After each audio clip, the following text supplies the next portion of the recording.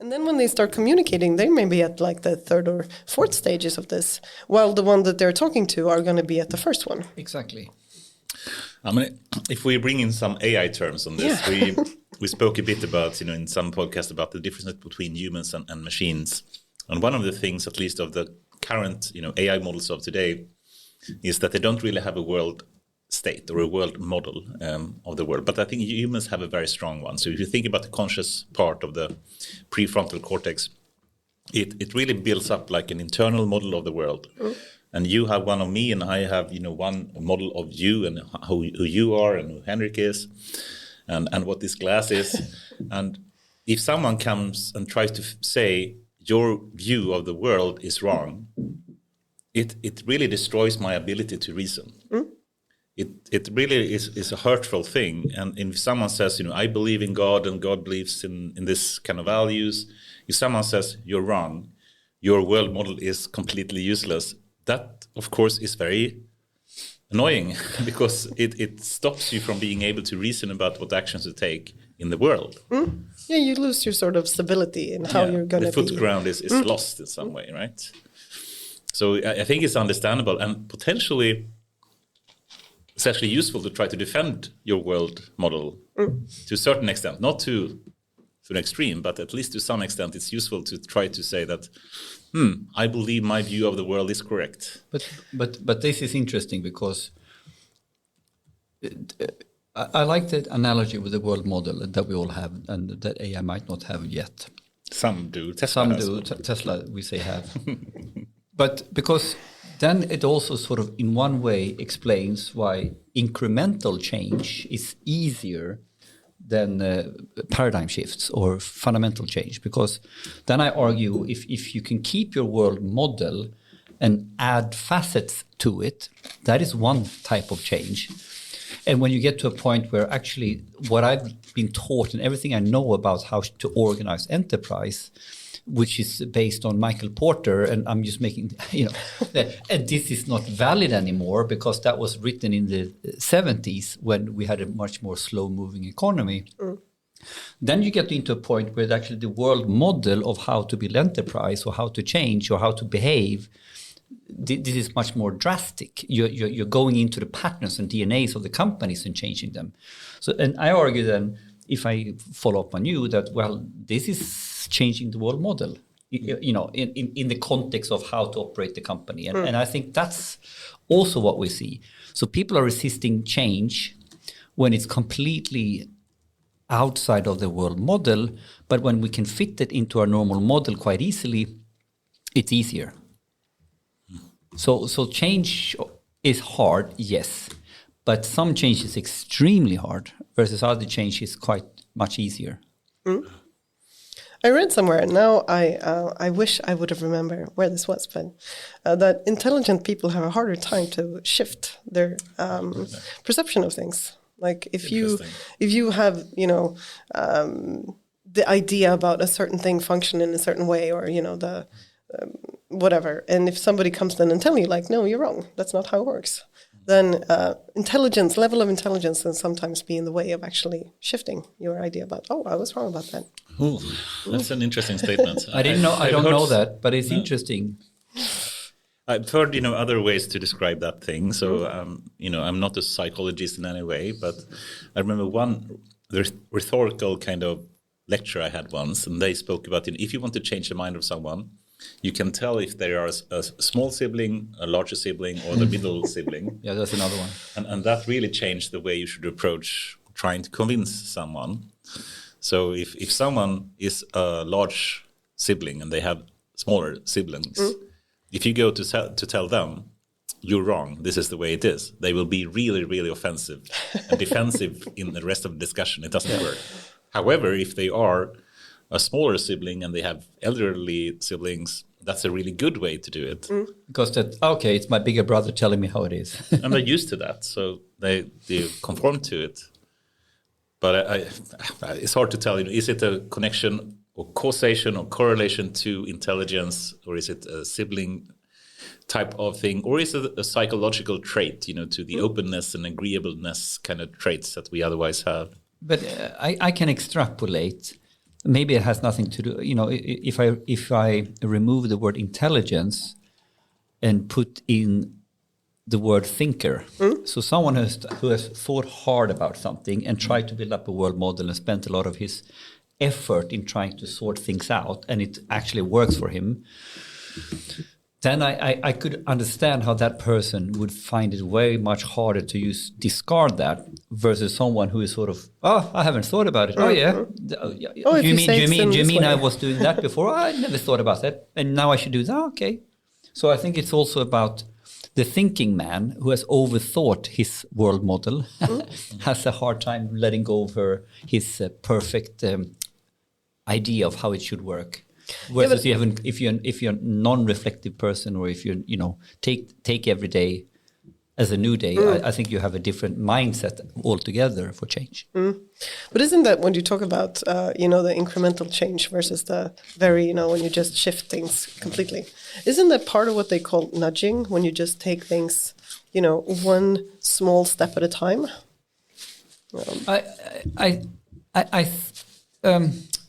Incremental change is one thing, and large change is another one. And then we're getting into tactics, and then basically, if the big change is almost impossible for anyone to do, then ultimately, nudging is the way forward.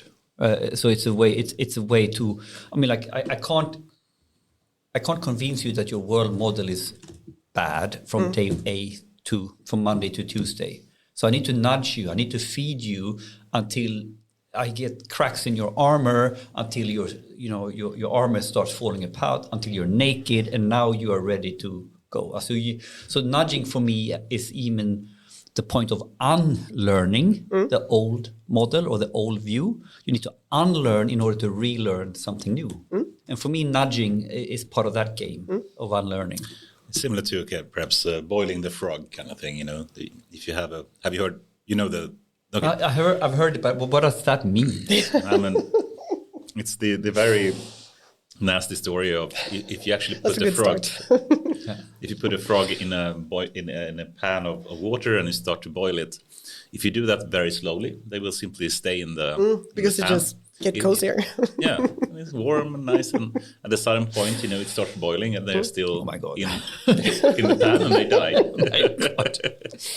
But if you throw a frog into a boiling pan of water, they will jump out directly.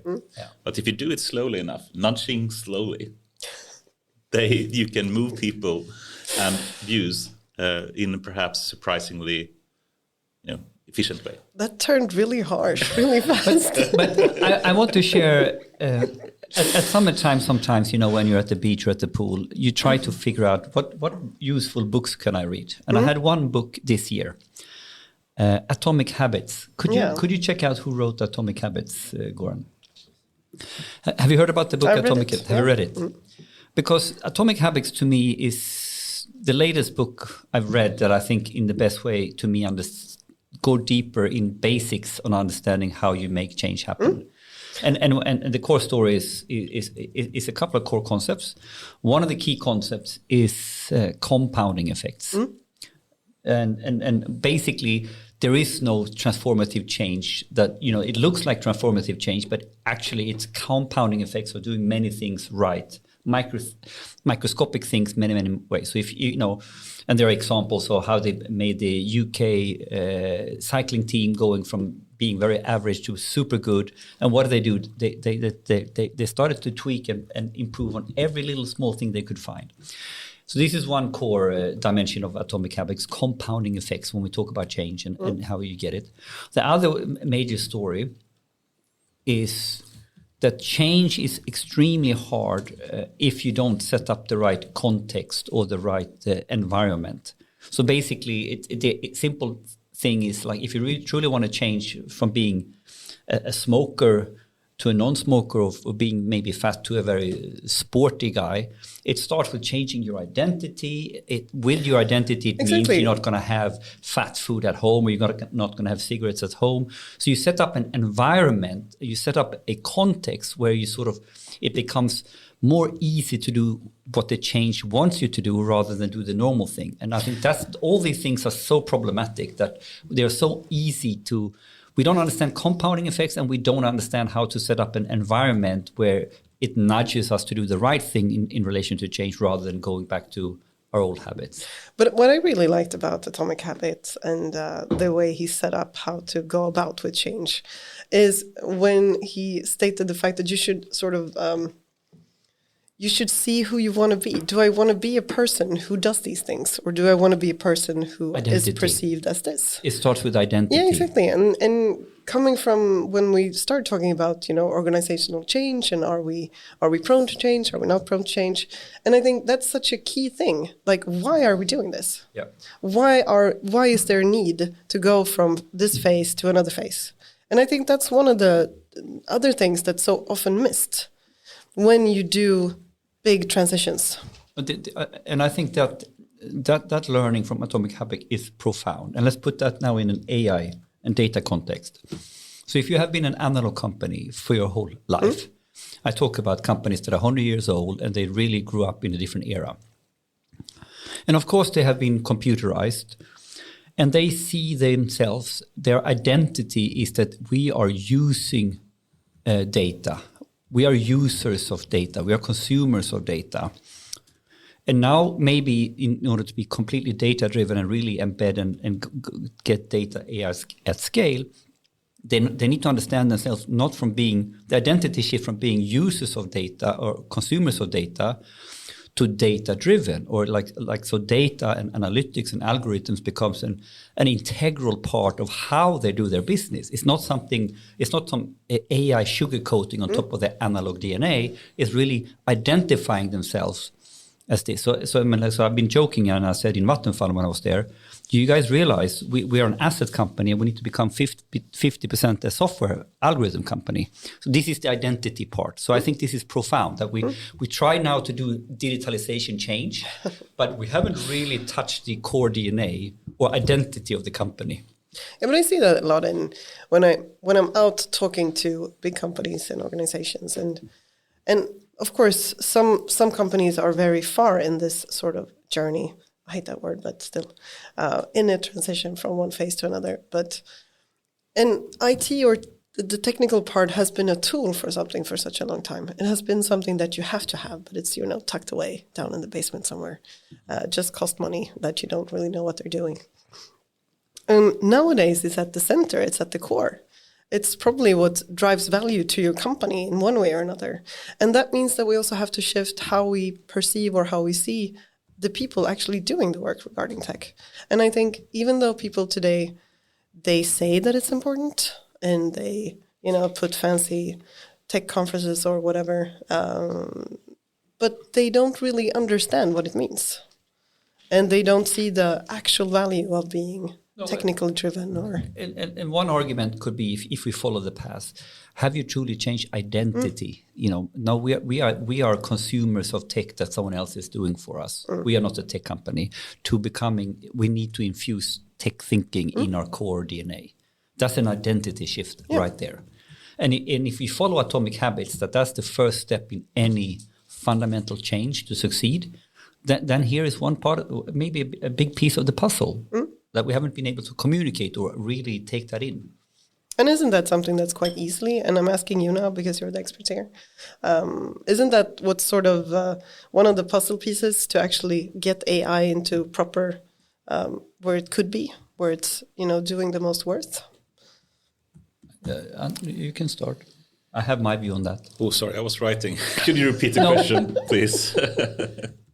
No, but it's how, is the key topic of making to start identifying yourself as a tech company is step one to succeed with data AI at scale.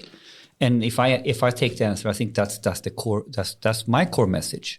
And I give you a very concrete example. I have worked with tech and IT now, stumble into this era from a business perspective in 2011, going way deeper, earlier, but really in my last formal roles, where we've been building in different facets tech teams inside the business.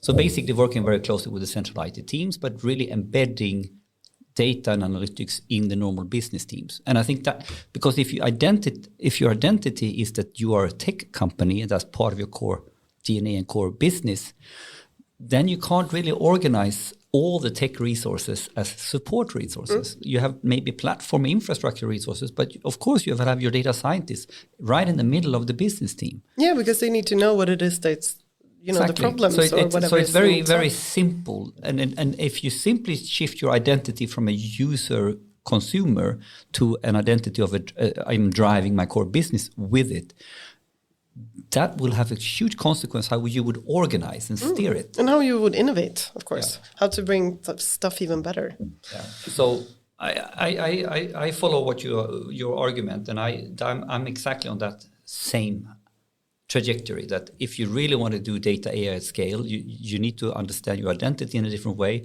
and therefore you need to start organizing these specialists in a different way. Should we add that as a topic? I think that's an interesting thing, how to really make a change in a company. Yeah, very good. And really try to find the best value of data and potentially AI in some way, and then think about different ways to approach that. I actually add that to the list here. Yeah, but first, let's do a very proper introduction of Loise Vanerell. Vanerell, yes. Vanerell. Lots of words. Vanerell. So working at Upskill, working a lot with helping businesses and organizations upskill, reskill, find the right talent that is required in order to be part of the new normal, whatever that is. Whatever that is. Yeah. We can get into that later. Yeah, but let's start with a short introduction, a little bit like, now you're in head of operations in Upskill, but, how did you get there? What's your background? What was your key moments that sort of took you where you are now? Ooh, that's a tricky question. Well, I have a quite diverse background. It's not been a straight line coming from having a plan set to ending up where I am today. But I ended up with Upskill when we started 2.5 years ago. And I've set up our whole operations, basically. It's a lot of fun. We can go into detail later. But my background, apart from that, is I've been working as a project manager, mostly for my professional life. And I've been doing it in very, very diverse settings. So everything from the music business, and I've been working in finance and cultural aspects. Music business, which type of company was that? I started off at back then Sony BMG, which is now Sony Music, and then I went on and I worked for a big concert promoter called AIAW Live.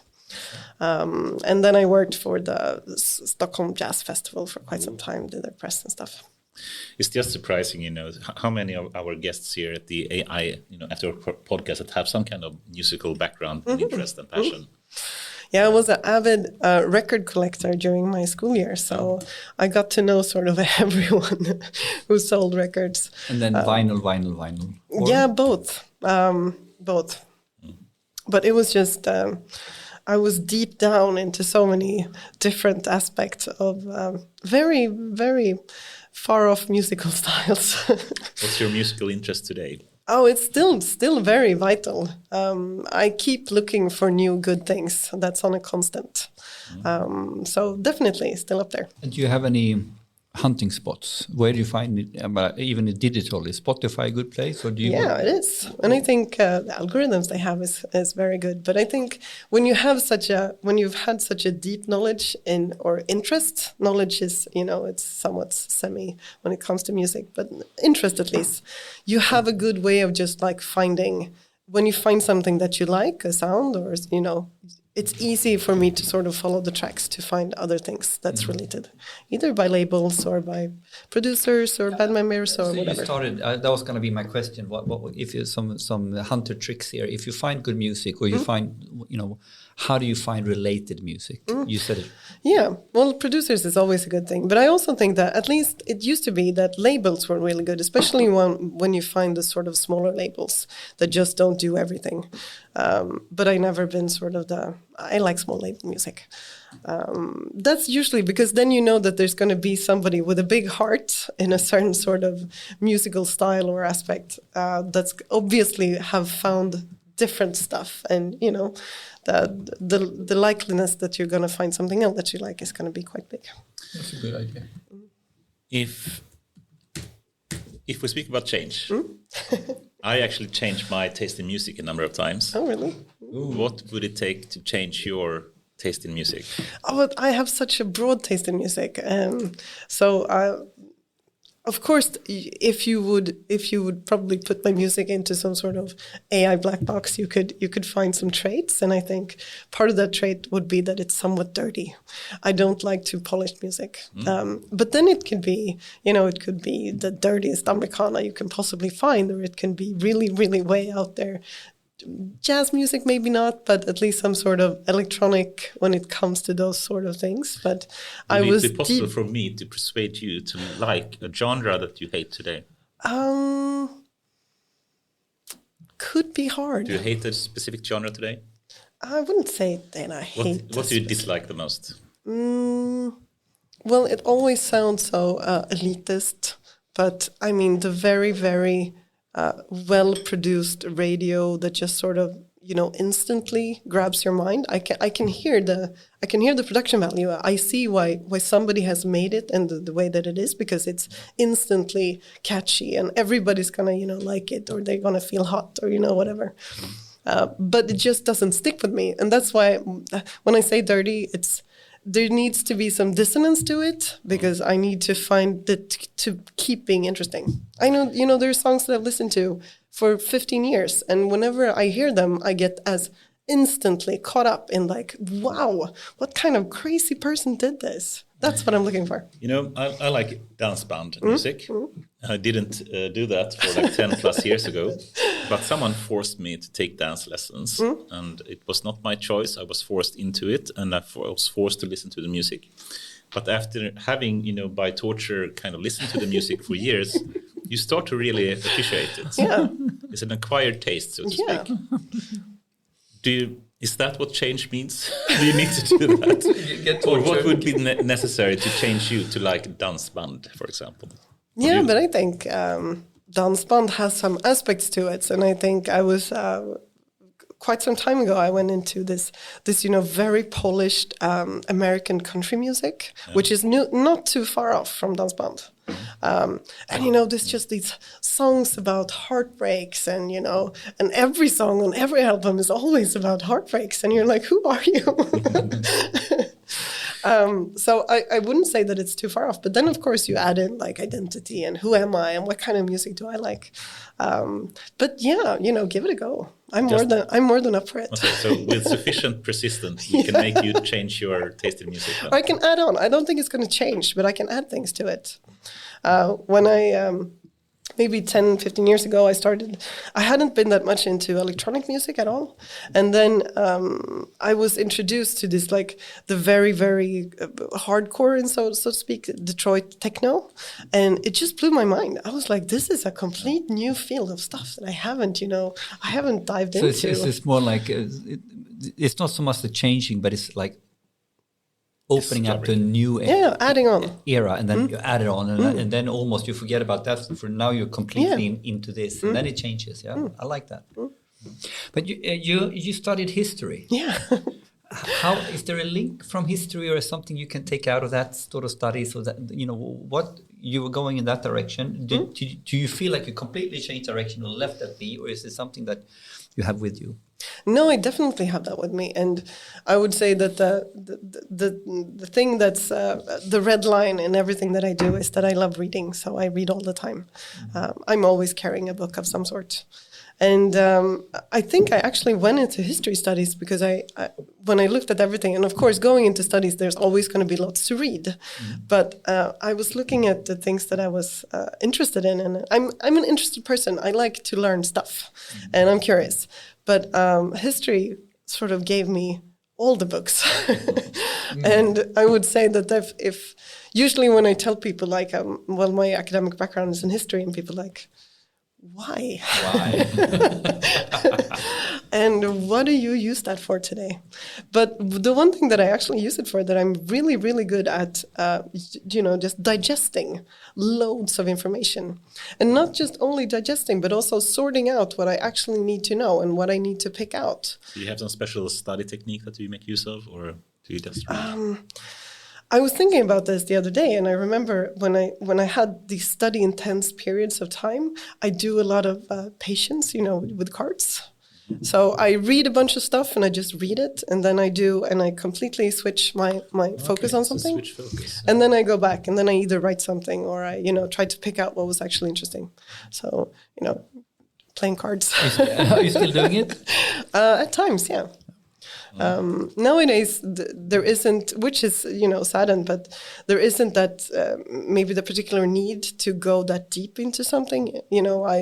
Part of my essay that I did in history was to read through like 20 years of debates from Riksdagen between like 1902 and 1918.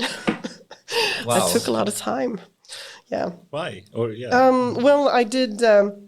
Part of my studies was actually going through the debate, the political debate that was regarding conscience objectors. It's a really hard word to say in English.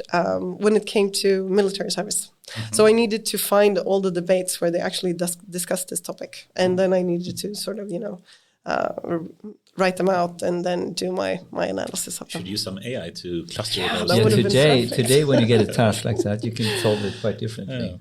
Yeah, but that's the thing, because what I like about history, and I was thinking about this in regards to data when it comes to AI, because of course data is at the core. You need to have some sort of input into what it is that you're going to be addressing. And when it comes to history, that's sort of a different area than from almost any other science, because science is on a regular term, then you have facts, and you look at, you just need to find that spot of information that's going to be, and you combine them and you do whatever you do. But in history, there are no certain facts, because everything that is some sort of document of stuff that happened before is always going to be altered in one way or another, depending on if you wrote about what happened here today or if Goran does. There's going to be a slight difference. And then when you think about a lot of the historical documents we have were maybe written like 200 years after, or they were written, by the conqueror or whoever, there's always going to be an element of how do I use this data in order for it to be actually something usable. And that's one of the key things that I think that I use on an everyday basis, to be able to sort through information and what's useful in this context, and how do I need to behave regarding this kind of data in order to make it useful. But I think the critical reader, the critical thinker, assessing the usefulness and the validity and reliability of a text, I think this becomes a really important trait. We talked about ChatGPT or something like this, can we trust it or not trust it? And I think in the conversation I had with Stefan Vendin, it's actually learn to be critical about the text and the source and like this. And by the way, this is not a new phenomenon, because whoever was in power has always rewritten the history in order to serve their agenda. Yeah, exactly. It's so always an old game, so to speak, that we need to be really good at. You almost, sorry to say this, almost sound like Kanye West. And I remember the discussion we had at their awards. So thanks for that, Louise. Wow. It was really fun. But but just to give a quick recap of that, I mean, that was an interesting, if we use that word, podcast with Kanye West and Lex Friedman. And he basically said a statement like, there is no value in history at all. I disagree. Yes, I think most people disagree. And it's kind of interesting. But he said basically that something similar, which is of course true, that, every person that tells the story change it in some way, and there is some tweak, some kind of agenda, some type of bias that's being added to it as it's being told over and over again.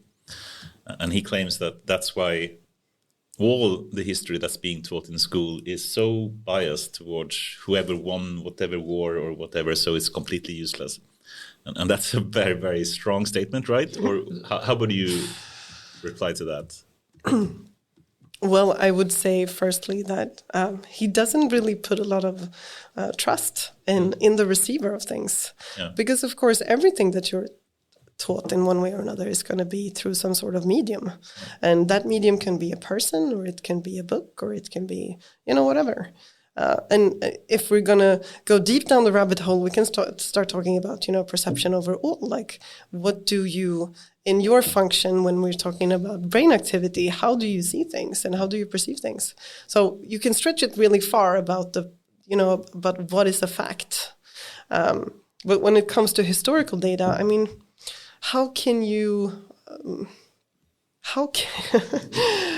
well, it's just so, I won't say stupid because obviously it's not, but it's so narrow and it's so shallow to say that.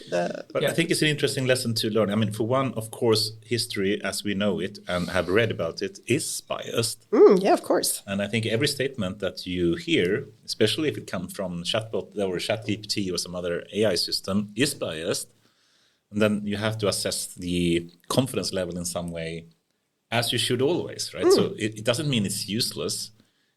Even if I hear a statement from ChatGPT about something that I know it can't know anything about because it's only trained from data from 2021 and forward, but still it can produce statements sounding very, very confident about stuff that happened in last year or this year, which obviously has no basis at all, then we have to be able to assess some level of confidence in some way. But it doesn't mean that all statements in the past is useless, right? No, that's an extreme exaggeration. Yeah, when do you face information that is not biased or subjective in any way? Because the problem with the statement from that podcast is when you're taking it to such an extreme, and then you realize that I'm not going to discard that, but it's not well thought through because everything is biased. I mean, like, and so not only history, but everything is biased because there's an agenda somewhere. So the real, and it doesn't have to be an agenda. Sorry to interrupt. It just your subjective view about how to interpret something. Yes. So it doesn't even have to be that you have I'm trying to manipulate you into doing certain things or believing certain things. No, because we can have an argument and think we're talking about the same thing, but we're actually understanding it. We're having different perspectives of what we're hearing. So actually, when the two people in that conversation goes home and is going to explain what we talked about or how we see the world, they might differ. I mean, we can go into linguistics and talking about the meaning of words. Yeah. So now we're getting into semantics and semiotics and all this stuff that is really core. But I think so. The main point that I was trying to make is actually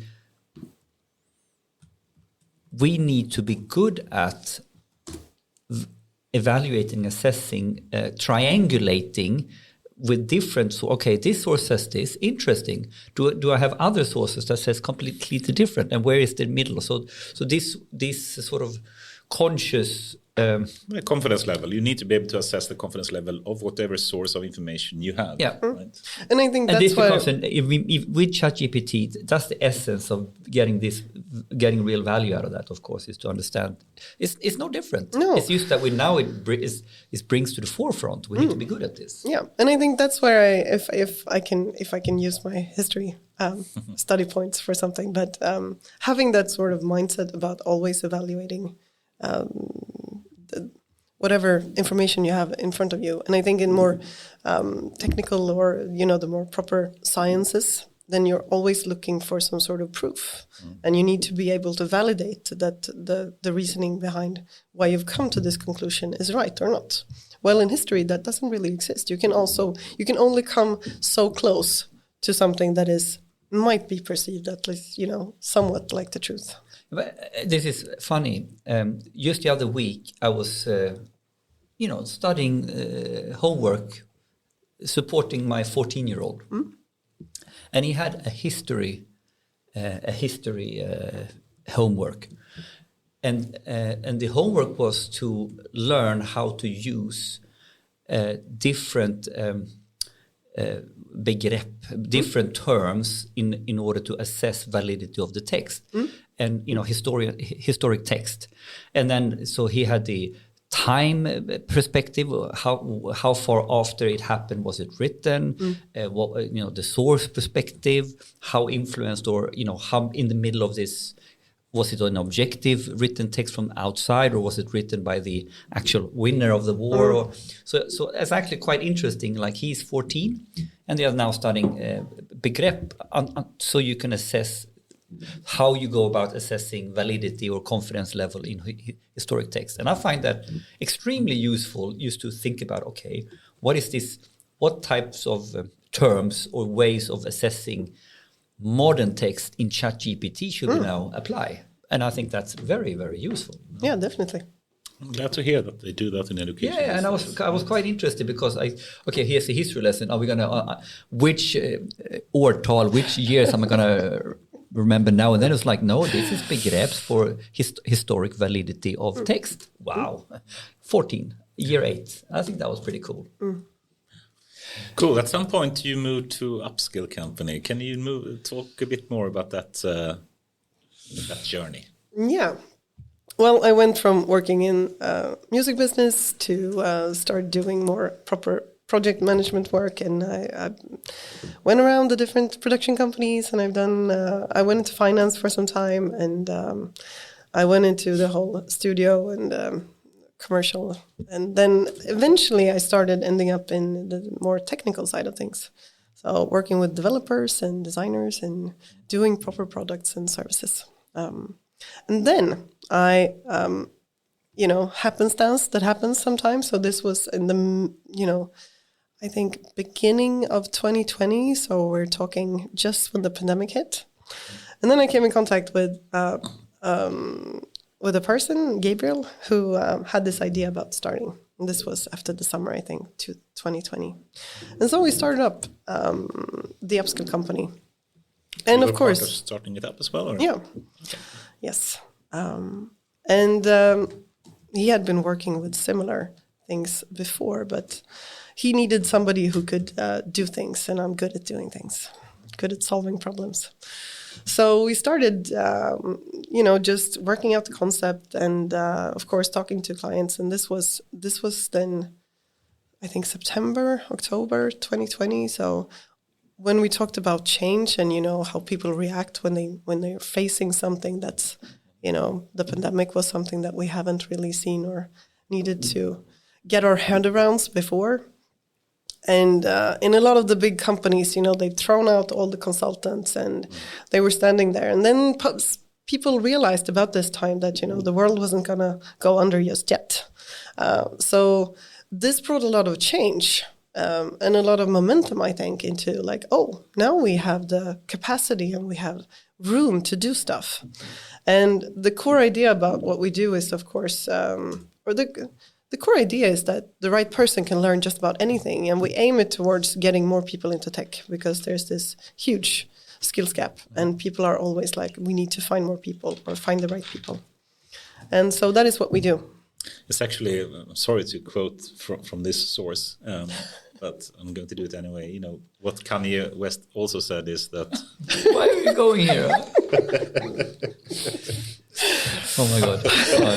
Just give it up then. Sorry. No, but I think he said basically that the only thing you need to study is not history, but it's engineering. Actually, I can agree partly, but I don't agree that the only thing you need to study is engineering. So, of course, it's wrong. But it is valuable to learn tech and engineering, right? Yes. And that is also one of the... It's interesting that he can be so devoted to Jesus, but he doesn't believe in history. We should probably stop speaking about Kanye West. Let's not go there. There was some fun. Friends of ours did an AI model to see what words we've been using the most. And Kanye West was one of them. I don't want to have Kanye West popping up in the top. So no more. Still, going back to Upskill Company then, and you saw a need basically in society, I guess, in some way to be able to upskill people to learn more about tech. Is that correct? Yeah, or not to learn more about tech, because what we do, this is sort of the his pitch, elevator pitch, sorry. But we we always start at a certain, problem or a need from a company. And since we're working with competence, of course, that needs to be some sort of skills gap. And a lot of companies face this in different areas of their technical part of operations. And of course, you can always throw the numbers. I think usually people say that there's about 70,000 people missing in tech only in Sweden today. Heard that number before. Yeah, exactly. It's a valid one. But I was listening to somebody else these days, and he said, I think it was the CEO of Microsoft, and he was talking about numbers of like 200,000 over the coming years, because not only do we need to bring people into tech, we also need to change the skill set that people in tech already have. So there's a lot of competence missing that we can agree on. And when we find, because of course there's not going to be a magic pill that just solves everything. In that case, we would be rich, all of us, if there was such a thing. But we need to, I think you always need to address the proper problem at hand. So you need to find a certain area where you're missing a certain kind of skill set, and you need to focus on that one, or at least that's what we do. So we find talented people and we don't look for merits, because those people can be found somewhere else. So we look for potential, people with the ability to learn, and the sort of tool set when it comes to other kind of competences, to be able to shift into a certain kind of role. I think we need to dig a bit deeper into what you just said, because I think it's very interesting. Look for potential, not for merits. Yeah. And it connects very much to recruiting and how people do interviews. Exactly. How do you find potential and not merits? Yeah. Well, the first thing is that you need to sort of get your head around what sort of competences that are actually needed. And now it's easy to sort of go on to a different a stretch here. But if we're talking about solving problems and finding people who are able to be innovative and to come with different sort of perspectives and to just come up with new ideas, if we're doing it simple, to be creative, then we of course need to bring in people who think in different ways than the people that you already have on board. And how are you going to do that? Well, obviously, you're not going to be able to find those who have done the same sort of career stretch that everybody else have. And when we say that we look for potential, yes, to make it easy, we need to find people who are smart and who are good at solving problems. So when we talked about the big five and adding that sort of competence profile and perhaps mapping, we need to define what is the big five, just so people know. The big five is a tool set or a method where you map out certain personal traits. It's not a personality test of any kind. It's to find competences, and you map them after 5 different major parts, which is always sort of the opposite to each other. So you have a what do you call it? I think it's an interesting history of how they came up with this. So I think it was in the 1950s or something, and they had a set of psychologists, and they used to have these kind of surveys that they fill out, like thousands of different questions, trying to do some kind of self-assessment in, how they grade themselves. And they were really trying to find a way to reduce those 1,000 dimensions of questions into some kind of uncorrelated set of dimensions. And they basically used like factor analysis or these kind of, statistical approaches to simply see, given the results of these surveys, surveys that they have done, can we simply find a set of factors or dimensions or traits that are uncorrelated? And they came up with these 5, the ocean model or whatnot. What is it? The openness, it's the conscientiousness, extrovertedness. You know this better than I do. Agreeableness and neurosity, I believe. And I think for me, it's as a hobby psychologist, I've never taken a course in this, but I think it's super interesting to see how valuable I think these kind of traits are, and how actually statistics can be used for something so useful in statistics. Exactly. And speaking about statistics, the sort of competence mapping that we do is two parts. Yeah. It's the big 5 that you just mentioned, and then there's the regular sort of logical problem solution test. Yeah, how smart are you? And that is actually one of the few, or if not the only, statistical way that you can measure how well somebody's going to perform in any kind of role? That's a very interesting question. I must really... Can we go deep on that a bit? Because I had a discussion about this very recently as well. Shit. Of course, I agree to a large extent that these kind of, if you call it more IQ tests, or if you call it these kind of tests where you test both, like logical reasoning, but perhaps also some factual, like general knowledge tests, language skills, or whatnot, they are very useful to potentially see then how well will you be able to do whatever type of task. However, the question is then, how do these skills, how well you perform on this type of test, correlate to how well you be a contribution for a company? And I'm just going to say a number of other dimensions that I think is useful, and please disagree if you don't agree. So let's call this first dimension, what should we call it? Logical reasoning, or should we call it like language skills, or no, not language skills, but let's say communication skills, maybe. Because I think, if you take just the logical reasoning, that's one part. If you just stick to that, and factual knowledge is so useless anyway. And I think it's very easy to add on or and we whatever. just ask ChatGPT and it will give you the answer anyway. So even though some tests do include like factual tests, I think it's useless. Let's call it logical reasoning. I would argue that there are a number of other dimensions that I think is very complementary, potentially even more important. One is, of course, communication skills then. If you are able to formulate yourself in an efficient and clear way, you will have a success in your life more or less independent of the logical reasoning. It will be complementary, at least. You can have a super smart person from a logical reason point of view, but if he can't communicate, he will not perform well. The other part is potentially more psychology, like the big five. Right. So if you are very bad in one of these traits, and bad meaning extreme, either high or low. Depending on what you're supposed to do, yes, of course. Yes, it depends a bit on that. But that's also potentially bad or good thing. So then you have logical reasoning, you have or communication skills, you have some kind of personality trait. I would add at least one more, which is, I guess it's part of the personality trait, but it's more or less the drive that you have. The conscientiousness, the ability to actually make something happen, to drive it through to the end, so to speak. Some sort of self-leadership, to use a word that's commonly used today. So that's why I reacted a bit when you said what you said. That I think just having that test by itself can be potentially misleading. But then you also have to divide them, because if you're only looking at one thing, and what I said was that the logical problem solving ability is the one thing that we can measure that's gonna say something or show a probability of how well you're gonna perform no matter what the work is. When you add on these different things, yes, of course, if you are smart, or if you're good at solving problems, which is your more correct term for it, and you are good at communication, yes, of course, that's going to be better. Yes. But it's hard to measure communication skills.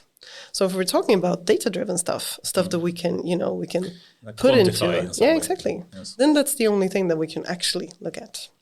But of course, that's not the only thing we do, because we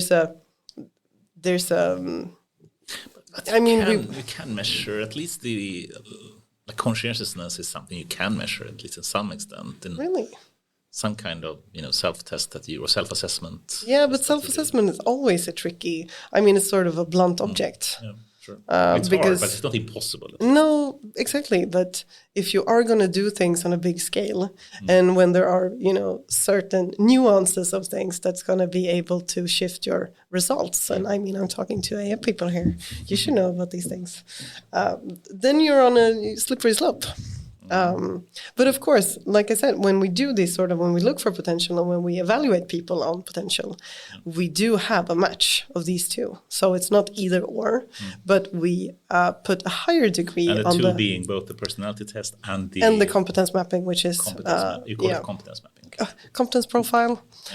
And we have selected certain traits from these big five that we see are more beneficial to succeeding in the kind of projects and the stuff that we set up. And one of them are, of course, communication skills. And the other one is I think the last one you mentioned about stress. Oh, stress, neurosity. Yeah, exactly. Because what we see as a big factor in this is when you are put in a tight spot, and it doesn't mean that you're being, chased by lions. It can just be that you're facing maybe a lot of different problems or whatever. High workload or whatnot. Yeah, exactly. And then, how do you react? Do you go full panic, or do you actually just focus and try to do one thing at a time? Right. Yeah, man, of course. That's going to be a super important trait in how well you perform in certain aspects. And if I asked you, okay, sorry, yeah. The third one that's actually one of the most important one is actually empathy. Like how well do you care about the bigger group? Yes, or the smaller agreed. group. And those three things we find are, highly, highly important when we're finding people who we then, put through a very short amount of time to get them to know the skills. And then we put them out and they have to actually do things with these skills. Empathy, love, potentially positive attitude as well, I would argue. I mean, some people that are strong complainers is potentially a bit dangerous to get into an organization. No, right? that's But how does this work now? So give us an example now, because if I get it right, so you talk to a client and basically highlight we have a skills shortage. And in a way we want to employ or recruit these people. Yeah, of course. And so in this sense, you are then helping them to, they're not there in the market, but we know how to find potentials, do a very specific training for them in order to place them in a working role with you within 6 months or 3 months or 2 months. Is that the core? Yeah, exactly. Is that one of the core business models? Exactly. So to take an example, for instance, cloud technologies or cloud developers, big in demand out there. So if we come to a company and they say, hey, we need to either switch out, we're too heavy on the consultancy side, or we're going to go through a big transformation, so we need to fill, from the ground up. But we can't find these people, or everybody else is looking for them. So we find people with potential who we see are going to be a good fit. We do a very specific training program. So we build the training setup for this particular company. To be close to their particular stack or content. Yeah, exactly. Yeah. Instead of, this is the big difference from more regular education, because then you need to learn all the databases. We can only focus on the one that you're actually going to be using. So 12 weeks is a very short amount of time if you compare to going to the university for 3 years, 4 years. But when you take away everything that is not important or specifically needed, then 12 weeks is quite a long time. And you can fill it with a lot more than you can imagine. So afterwards, when they've been through the training, and then we place them out at the company, and then, they start working from, of course, a junior role or a junior. Is it mainly junior people, or could you take senior people that want to change potentially their? It's mostly, I don't know what you count as senior people, but we don't aim at actually young people. We try to find mostly career changers. Oh, really? So most of the people who come into our programs have, been working 6 or 7, 8 years within some different field of work. And I would say that that's sort of the crucial point here, where, it gets interesting for real. Because what they bring is, of course, a professional knowledge from something else. But they also bring perspective and different ways of thinking. And I can talk for hours about, all the different sort of characters that we've had through our programs. But we have everything from, people working in marketing and buying. We have loads of people coming from finance and banking and stuff. But I think we had 2 doctors in astrophysics. We'd had 2 lawyers. We had at least 1 psychologist. There's a broad spectra of knowledge that we bring in, who then learn a very specific technical field, and then they go out and work in their new role. And do you ever work with a client and reskill internal employees that we want cloud from our IT department? We have too many of this kind. Can you help us reskill? Can you find the potentials who can make the shift to become now, new cloud developers or whatever they need instead. Yeah, we do that too. But I think the most interesting results come when you actually mix, when you bring in people from the outside who come with completely fresh perspectives. And then you add in people from internally. Of course, we work mainly with enterprise companies, so there's going to be loads of interesting good people that they want to keep, but they realize that either they are in a position that's not going to be needed in the future. We're coming now into data and AI replacing or changing jobs that the way they've been done, we don't need them in the same way. But if we can have people and reskill them, of course, there's many other things that we know. We have too many here, but we have shortage over here. That's what's happening right now, I think. But then we're back to where we started, like the reason for change. Yeah. And I think one of the key things that we're looking for when we're bringing in internal people is like, do you want to do this? Or is this something that you feel is forced because you need to, somebody has told you need to change. Yeah. And then maybe our setup is not the right one because it's really intense. And I mean, if you're going to be studying from 9 to 5 for 12 weeks. But let's go into that topic, I think, shortly about, how do you actually reskill people in 12 weeks? Yeah. It would be really fun to just hear a bit more how you go about doing that. Just to close the topic a bit more about, how to find potential.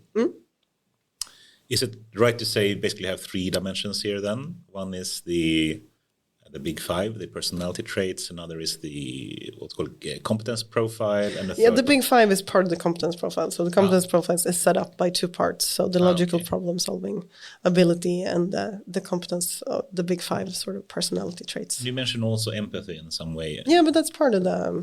So it's part of the psychology. Okay, cool. Okay, so I think that's a big learning, I think, for a lot of companies, that they should focus more on potential than merits, right? When they do recruitment or whatever they do in trying to evaluate people. So true. And how often don't we meet a typical CV recruitment exercise? Where we try to do a job description, we try to do that, and of course it hits the technicalities. You need to know this language, or you need to know this and that, but it doesn't recruit on potential at all, I would argue.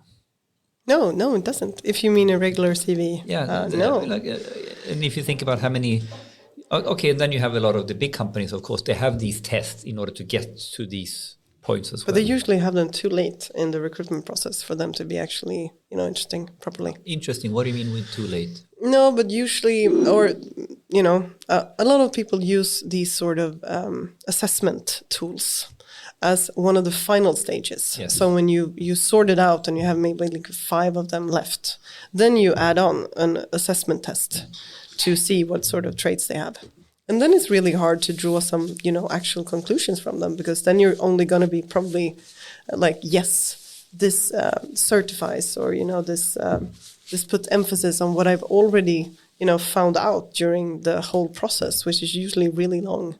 But the way that we use them, and to put this in perspective, when we do one of our programs and we're supposed to find maybe 10 or 12 people for a class, we have between 1,000 and 1,500 applicants. Okay. So I mean, it's a large sum of people to start with, and we do the test or the assessments as the first step, because that's our way of sorting out. We can just sort out the ones that's not going to be eligible for this kind of. I'm very happy, because it validates some of my own best practices as well for recruiting. So I'm very glad that you said that. I meant to do it in the way that she said. Wait, I have a question though. So that is a lot of people applying. Yeah. So how do you market that people actually see this? Do you have a database, or you work with Harvest for Men again, or something like that? We do mainly on, as I said, we don't know who we're looking for. That's the sort of key here. So we need to look really broad. Yes. And what we do is we do social media, and we just put it out there. And of course, when you're then trying, for instance, if we're keeping to cloud developer, you can't start looking or talking about technical specifics, because that's not going to make sense to anyone. You have to say, like, are you interested in this thing? Come read more about our program. And And when they read about it and they can see and then we have to talk about a role in a more general terms, because we can't say you're going to be doing these kind of things and, these are the languages you're going to be using, because then we're just going to scare people off. Right. So you have to talk about it in are you good at, communicating? Do you do you understand system fast, or whatever it is, because it depends on the kind of role that you're going to be working in. But you have to put it in more general terms for people who doesn't know these things at the moment to feel oh, this could be me. Right. I'm good at sorting stuff. I'm good at seeing patterns. I'm good at sorting data, whatever it could be. And you can't just always retort to have you played chess? I mean, it's boring. Right. So we have to. Still, the numbers are very impressive. I know. But Nice. can I take a deep breath and basically do a framing of the rest of the of some of the questions and how we are talking now? Because what we have been talking about now and with Upskill here is actually the topic of unlearning old skills, relearning new skills, shifting jobs, and all this. And of course, now to set this up as a theme, as a backdrop to what we're talking about, we all understand that we have heard that we need 70,000 tech jobs in the next and then you had 200,000 if you think about reskilling tech guys. But I think we can agree upon that this is on a much more bigger scale what is happening right now, because first of all, we have already concluded, I think, and we can press it, that we are moving into an era of continuous learning. So the old school approach that we went to university and you learned for life and then you never again is simply not valid in the future, in the world we're living in, number one. And number two, now with data and AI and tech moving into any process and everywhere, and it shifts things, changes things, we have an adult learning job in front of us of massive scale, I would argue.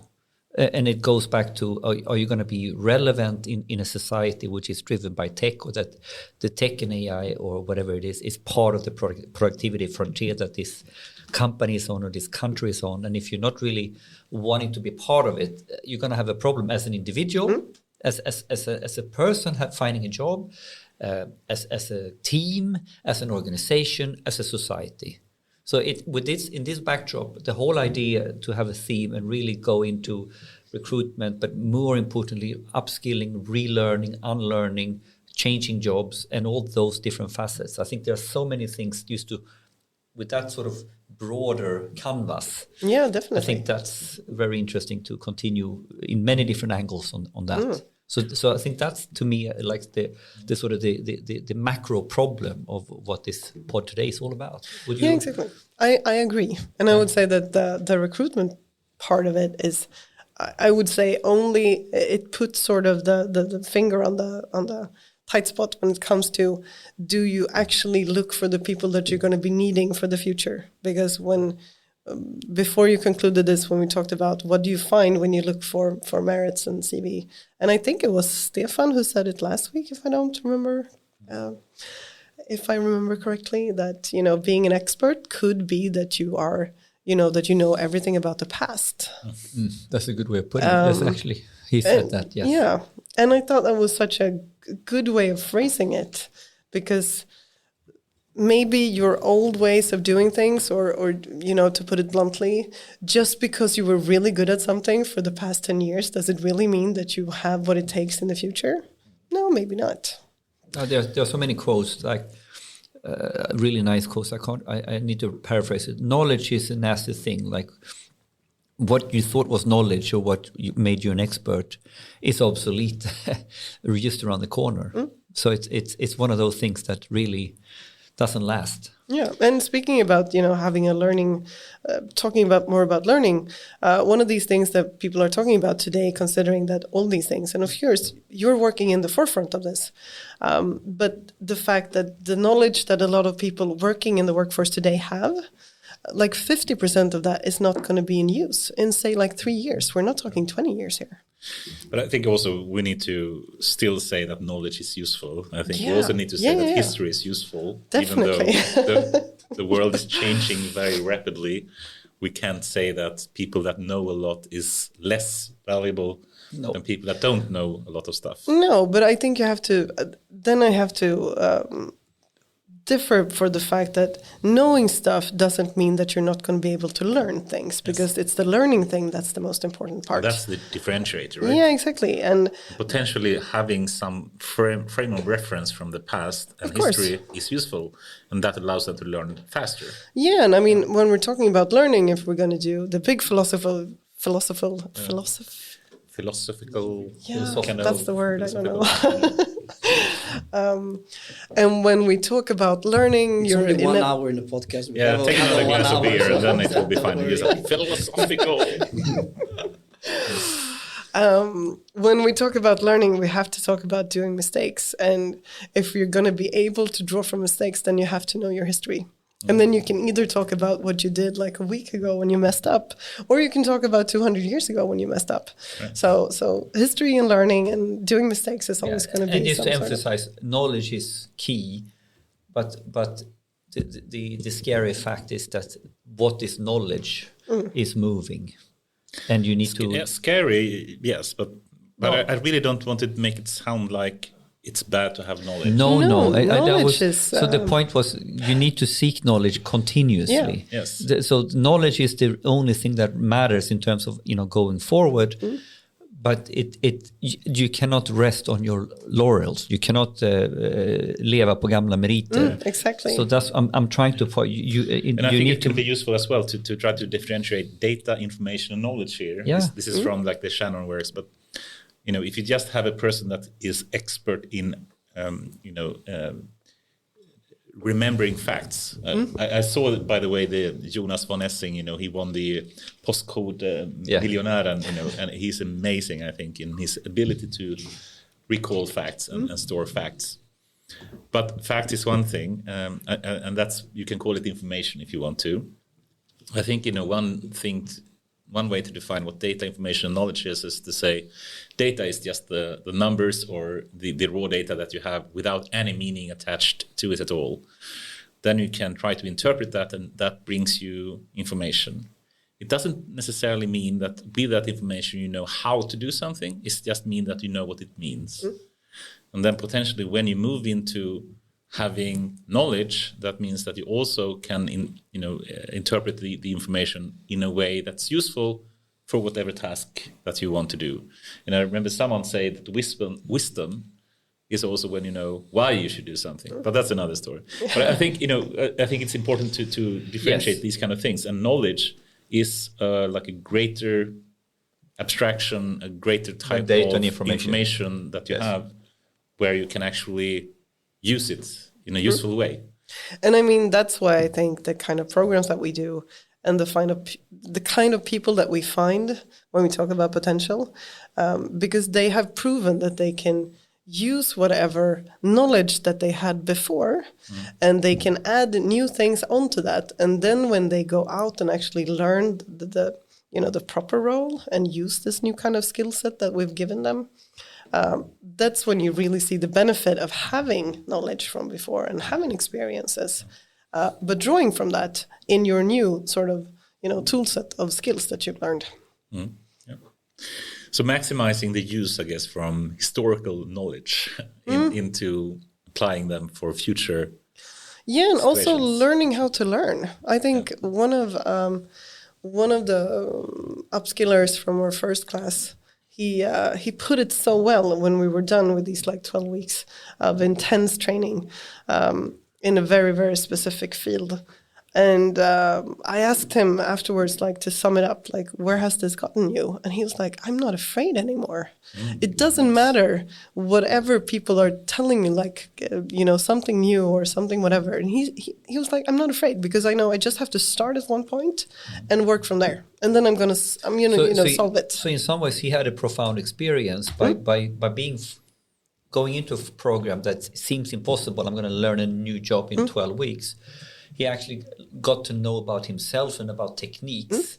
How do you intensely immerse in a topic that allows you to to take on any new task. Yeah. And now he has done it once, so in theory he can do it again. Yeah, and he had some sort of degree from KTH, doing some sort of specific thing, but this was such an intense thing to learn, not only then the technical aspects, but also understanding how it relates to the business side, because of course we need to always think about the business side of things. But I think then also the fact that you're, the day after you've done with the 12 weeks of training, you're being thrown out into reality, and then you actually need to put this to work. And it's also not only the knowledge you have gained, but potentially actually build up some kind of self-confidence that allows you to actually work in a better way. Yeah. Right? And I think that the key thing here, drawing on what you said, is that the most important part, considering that the skill set that they learn under these 12 weeks is going to be obsolete as well during some point. But what they learn is that they learn the abilities to learn. They learn different methods and how to think about it. They have gone through, they have extended their comfort zone. Oh my God, I can't learn a new trade. Yeah, exactly. Yes, you did in 12 weeks, so you can do it again. That's the not afraid part. So now the comfort zone is extended there. But can I take one? Can we close if you move into another topic, or? Please close first. I'm moving into, it's all adjacent topics now, but close it now. Okay, so we basically spoke a bit about, we're moving into an age of continuous learning and then, the need for that. But why are we moving into an age of continuous learning? Can we just, close it in that way, in some way? Can we measure that in some way? Why are we moving into an age where we need to continuously learn more than before? I would say the easy answer to that one is because change is happening so quickly, and especially when we're talking about the technical development of things. So and I think we all can agree that technological advances that we have seen in recent years is staggering. Yeah, and it's basically an exponential kind of progress that we're seeing. So that means that leads to that we also need to have more continuous. Yeah, of course, because it doesn't look like it's going to slow down. So I think it's only going to be a matter of going even faster, maybe. Me and Mikael Klingvall has had fun exploring this, and actually starting off trying to read in on Kurzweil's law of accelerating returns, highlighting innovation as something accelerating exponentially, which is mad when you say it like that, and then basically. What it means is, from a business point of view, the innovation pace, the pressure of innovation goes up in order to stay at what one term is the productivity frontier. So whatever any business you're doing, there's a sort of frontier. How much should it cost to do this activity, or how productive should we be? And when we get to a point now that this is exponentially increasing. The old stable way of looking at a process and then incrementally improving that process means maybe that you get 10%, 20, 30% percentage gains. So you're doing it, you're improving on the old game. Now with technology, data and AI, we are talking about 10x in reduction in transaction costs. We are talking about we need to continuously reevaluate, can we completely do this task in a new way based on technology and innovation. And you have many different examples. You can go into the gigapresses of Tesla, that gigafactories. Gigafactory. No, the gigapress. They have a press. The gigapress as a way to do a chassis in the gigafactory is completely rethinking, and you can go into data, and then, this is what I think is so different when we do data AI sugarcoating on top of an analog process to really rethink how a task is done in its core first principles idea, re-engineer how we think about this.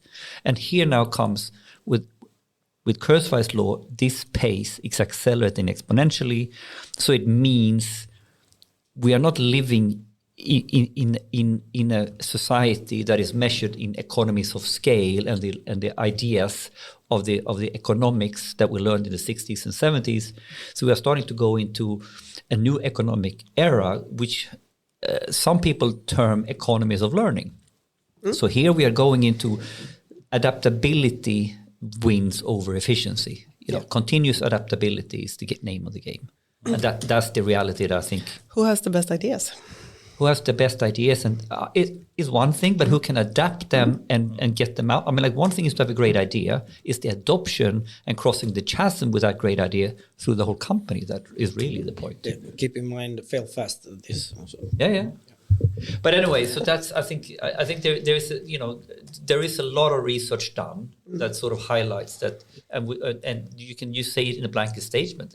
We all know the change is accelerating, and so it will never go away. I was thinking either we go to you speaking a bit more about how these 12 weeks of reskilling works, or did you have another topic to take? Yeah, first, you were supposed Henrik? to say something. No, I mean, like I think that those 12 weeks is a very interesting topic. I was actually I want to explore different aspects of reskilling because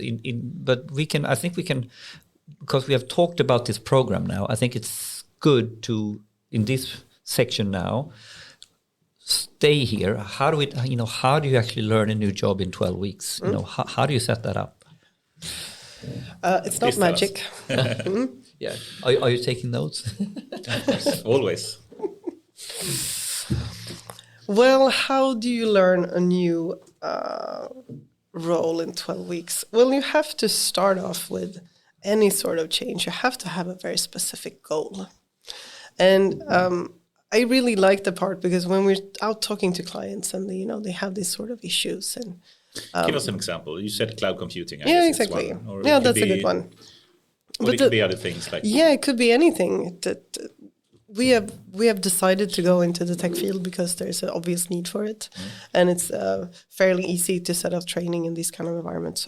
So we'll just stick. So someone comes to you, they say, okay, we need to have this person or people reskilling into being more knowledgeable in cloud computing. Yeah, exactly. What do you do? Yeah, what do you do? So the first thing, first we set up the whole recruitment process, but that's one thing. We leave that to the side because that's just finding people.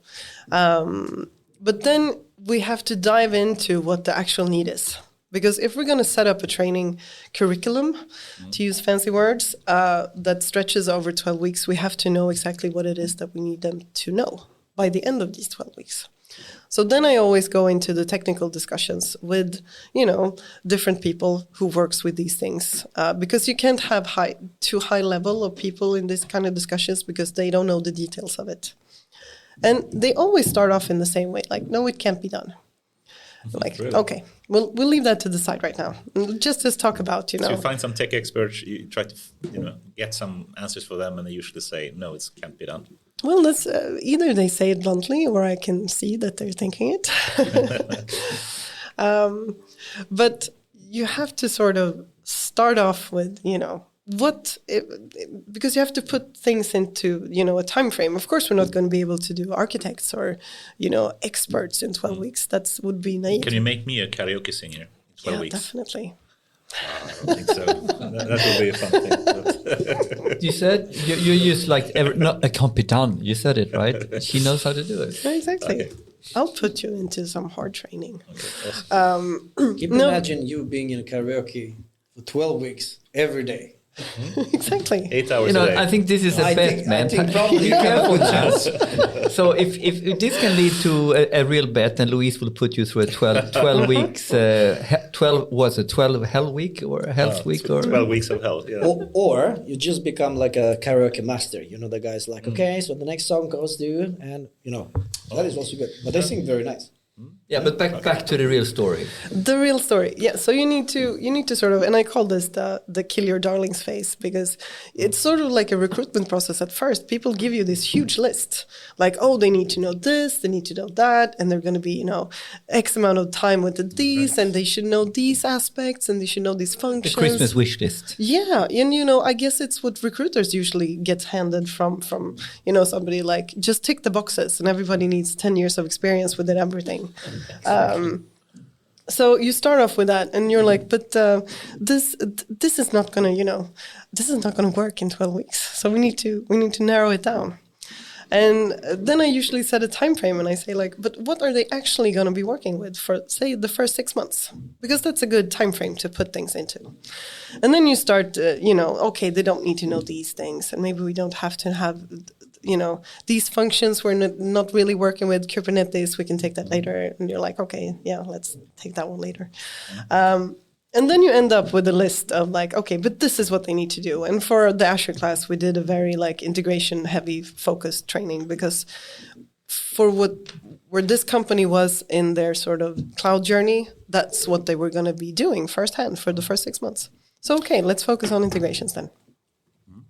You were about to say something. No, I just wanted to, I love when you speak tech words. So as you said Azure, cloud computing, you had Kubernetes, integration. And you also mentioned integration.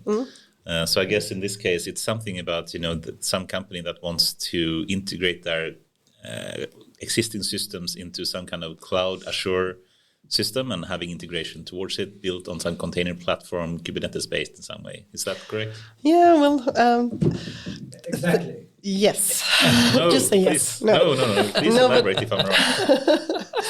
No, but I think that the first one was that they were actually, they were transitioning from being on-prem heavy, and then they were moving towards being more. So they need a shitload of people to migrate to the cloud. Yeah, exactly, And the to set it core up. problem was how can we do migration at scale, at mass? We need more migration engineers. And, a very, very in production heavy company that, of course, can't just do things too spread out over too much of a time. So, yes, they needed people who could do Took this. Spotify more than 5 years, but okay. Go ahead. But so you have to find that sort of, the 6 months. I think that's usually a good time frame to look upon. What are they going to be doing on a daily basis? And then I usually ask people, like, what are they going to do? Like, Don't dream about the future. Concretely, exactly. what's going to be the task? Really rock hard. What sort of, sprint planning? What are you going to give these people? What are they going to do? And then you sort of back engineer from that. And when you have that list of this is what they need to know, and then you reverse engineer and you see like, okay, what sort of steps do we need to back fill? engineer. I was trying to figure out what does sorry. back engineer mean. But it's a good term. Now I'm going into making up words. This always happens. Reverse engineer. Reverse engineering. So then you sort of see like, okay, if they're going to be able to do these things, what sort of things do we have to learn? Yes. And for this Azure training that we did, we started off with having like 3 or 4 weeks of just intense C#, like a boot camp in the boot camp, just to make sure that people had the basic knowledge of knowing these things. And C# being the programming language, of course. Yes, exactly. I'm speaking with experts here, so.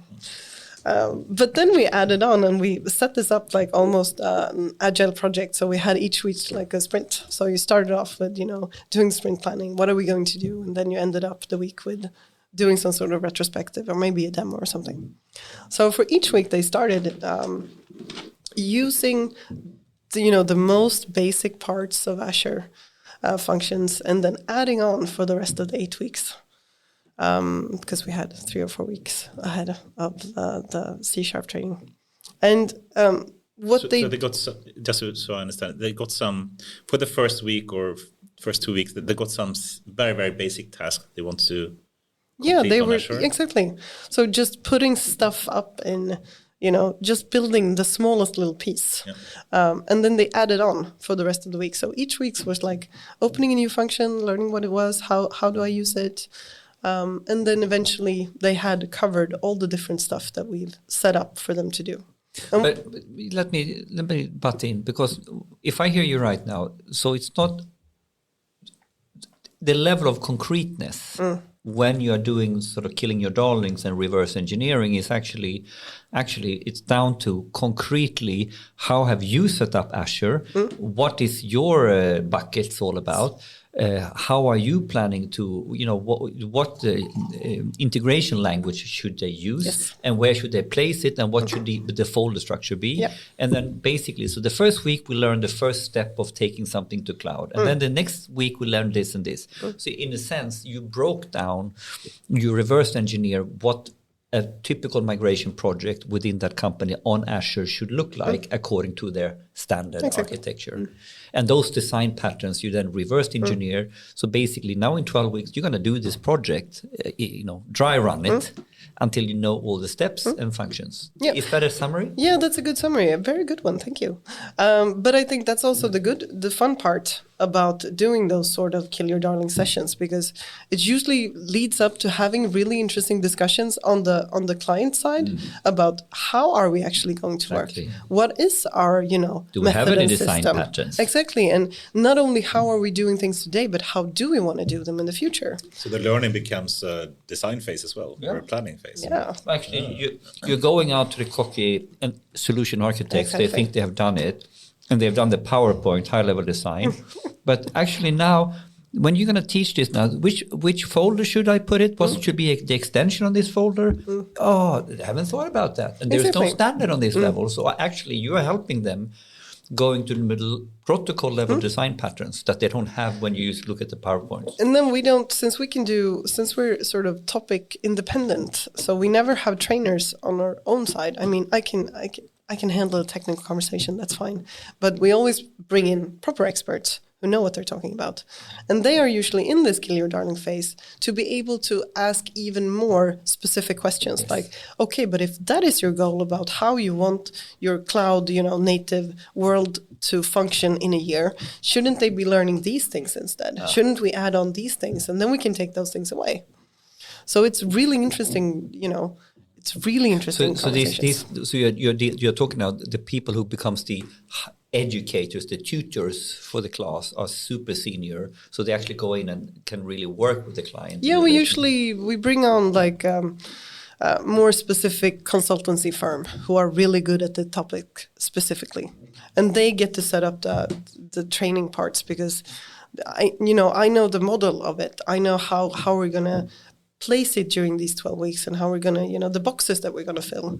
But they have to come in with the actual knowledge about what it is that we, the reverse engineering about, okay, if this is what they need to know, then this is what we need to teach them. So in a way, actually, by bringing in those consultants as part of this game, I think there's this different type of value add here more than the training, because you are sort of, not challenging, but you're making them think.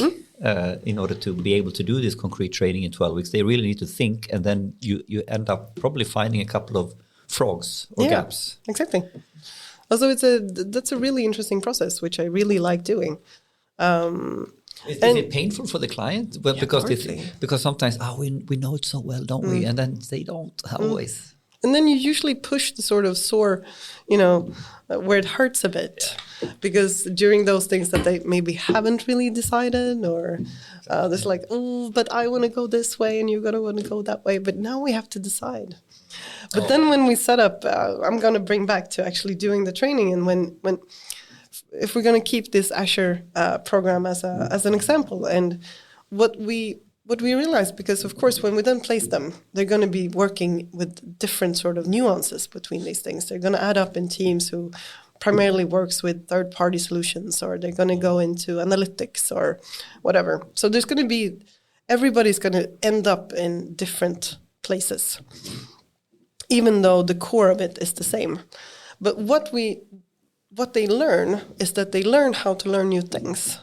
So when they go out into the different teams with the sort of the ground training or the basic training that they had, they just keep on, finding new functions in Azure or new functionalities, or learning, okay, now I need to add on this thing, or I need to add these functions, or, do a service bus or whatever it's called. Now I'm just saying words. It sounds like an awesome service. But speaking of that, I was thinking that, it would be fun to just hear a bit more.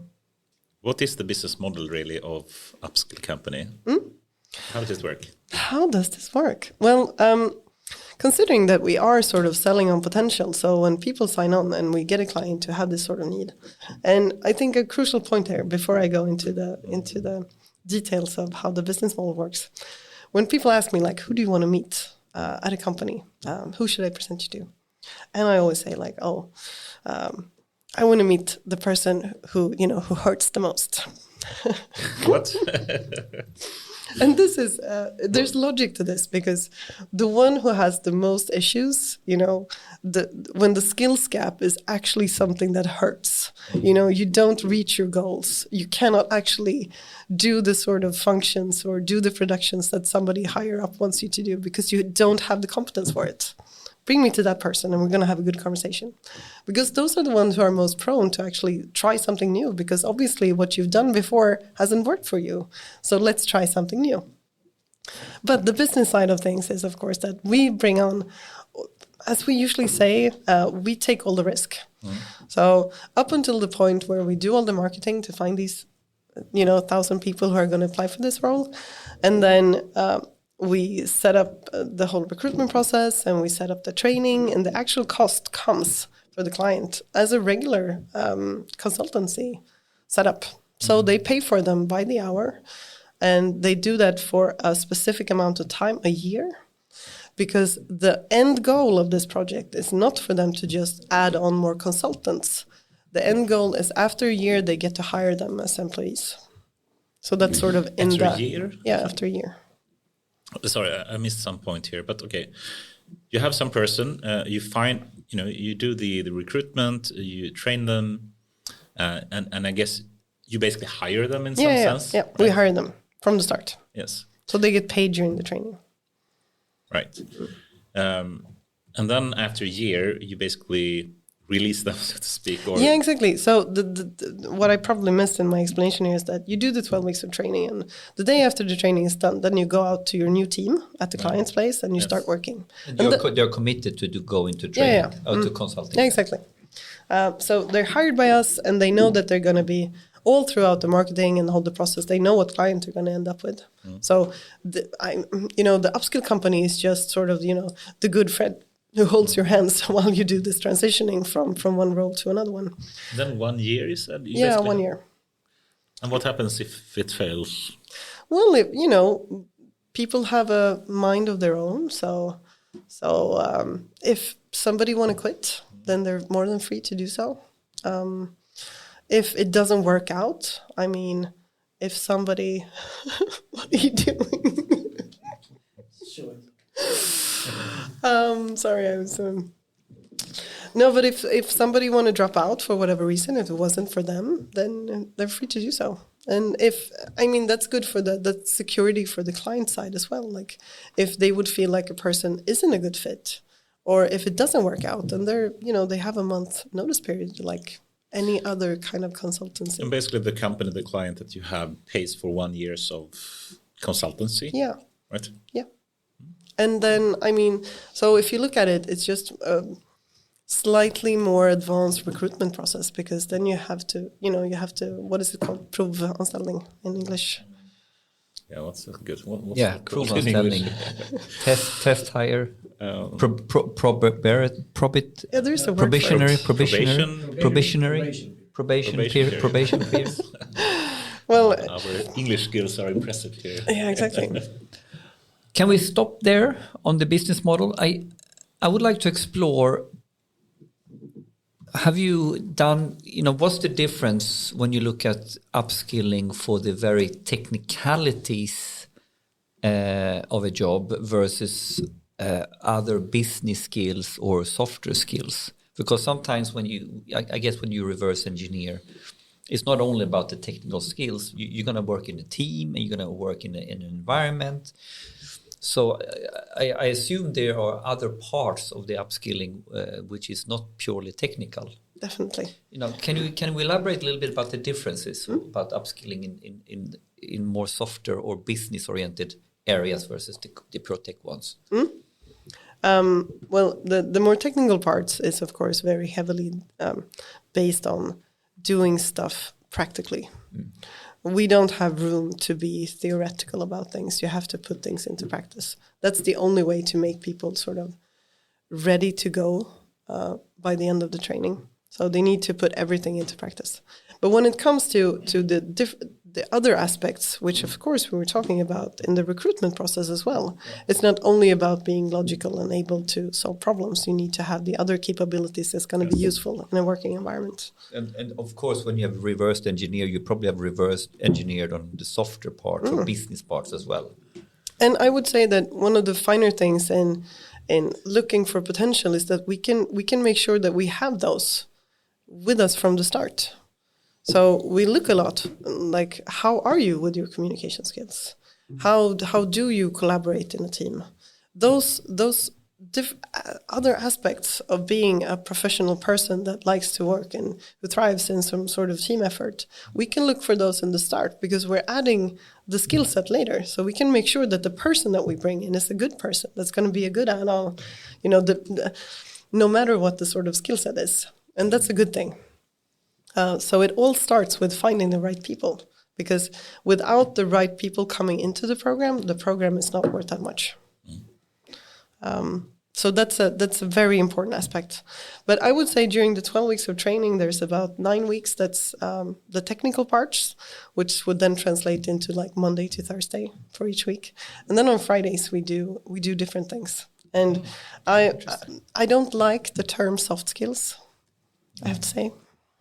No, but please teach me a better. I don't necessarily like it either, but I don't know. I've heard different aspects, and I'm trying to decide which one I like the best. But I've heard both human skills, which I think is good. That's good. I like that better already. Yeah, exactly. But then I also heard power skills, and I sort of like that one because it draws on what you were saying, Anders. Like, unless you have this different aspect of things. Like communications and collaborations and drive whatnot. Exactly. Then, the other stuff is not worth that much. So if you call them power skills because they are like, like playing a game, they're your power-ups. The superpowers. Yeah, exactly. This is your power-ups. They make the skill set you have even better. So I'm leaning towards power skills. Because my first when you said power skills, it was almost like power, the boss. But when you then put it in the gaming, like you have this one, and here you have your your superpowers that sort of the magical unicorn or whatever it is. Your power skills that alleviates whatever you have as your technical. Because skill. that is what it is. Yeah. I mean, working in a profession. Boost skills. Exactly. It's boosting the other. Yeah, I like it. Because soft skills is tricky, yeah? Yeah. So what do you do on Fridays? What do we do on Fridays? Well, we talk a lot about what you were initially talking about, the self-leadership. How do we teach people to become more secure? Because it is, sitting here at the table with you two who've been doing this for a very long time, it was probably okay, apart from the karaoke thing, but being a beginner at something is very special. I've been doing that for a long time as well. I just haven't improved. But, being in a position where you feel like you suck and that you don't, what the hell am I doing here? I'm going to be able to, add any kind of value. That's a straining thing. And I think especially adding on the perspective that these are highly functional people who are used to bringing a lot of value and who are used to doing good work. So when you put them in this very fragile maybe position, you need to add on the different power tools or power sets or power skills in order to feel like they have something to work from. So what we usually do is we have, of course, for the first couple of weeks, we do a lot of group dynamics. We need to get the group to come together because they're going to be so dependent on each other. And they work up such a dynamic because you can just imagine how much fun it's going to be to just, dive into a new topic and just learn for 12 weeks. It's amazing. Yeah. But if you speak some numbers, if you get 1,000 or 1,500 applicants to that, you have some kind of filtering and sorting, and they do all the testing, that you spoke about. Testing first, yeah. And then you select a few people. Let's say a company, I don't know, want to hire 5 people or something. Or is that a normal thing? Or when we do the client-specific classes, we need at least like 8. Up until 12, because over 12, I think it's more of like when you're speaking to an audience, it's hard for people to just. So let's say the company wants to hire 10 people then. Yeah, exactly. Then you get a group. Is that usually around 10 people then, or do you take in like 20 and then you filter out something during the year of? No, everyone that we bring in, because the last stage of the recruitment process is that the clients always get to choose. They have the final selection. Yes. Okay. Because we can make sure that a person is valid and good and is going to be able to go through this whole process, but it's always up to the client to say like, yes, Henrik is somebody that I want to bring onto my team, because of course the ultimate goal is for them to be hired. So they need to feel like you are a person that they want to have on board. So everybody who sits in the classroom know that they have a place. Because if we would bring in more people and then you would have the sort company people already out. selected after the 12 weeks directly, or No, when? before. Oh, before the 12 weeks. So there is a filtering out, and then maybe here's 20 candidates. Now you pick 10 that can go to the training, and those 10 are guaranteed to work with you for a year. I realized I was not clear about this, so I'll do the really quick one. So we have loads of applicants who do the tests, and then maybe 80% of those fall out. So out of the one who do the test, we look for the motivation. Why do you want to do this? So they get to ask a lot of questions, and also, are you okay with these terms which are going to be applied during this year? And when people say yes to that, and then we start doing the interviews.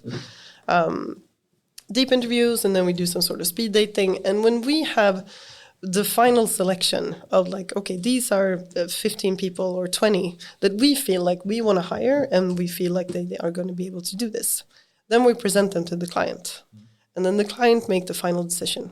Cool. So they have an interview as well with each of the candidates? Exactly. That's an interesting topic as well, but we can go into that one later. I added it already. So for one, it would be interesting to hear how you do the interviews, and then the second one, how they do the interviews. So I think that's a skill that a lot of people and companies are interested in hearing more about. Cool. Okay. So you have the Fridays, you have the group dynamics, you have people, and you have people that have been picked already, so to speak. And what is group dynamics? Can you just give some examples? What do you actually do?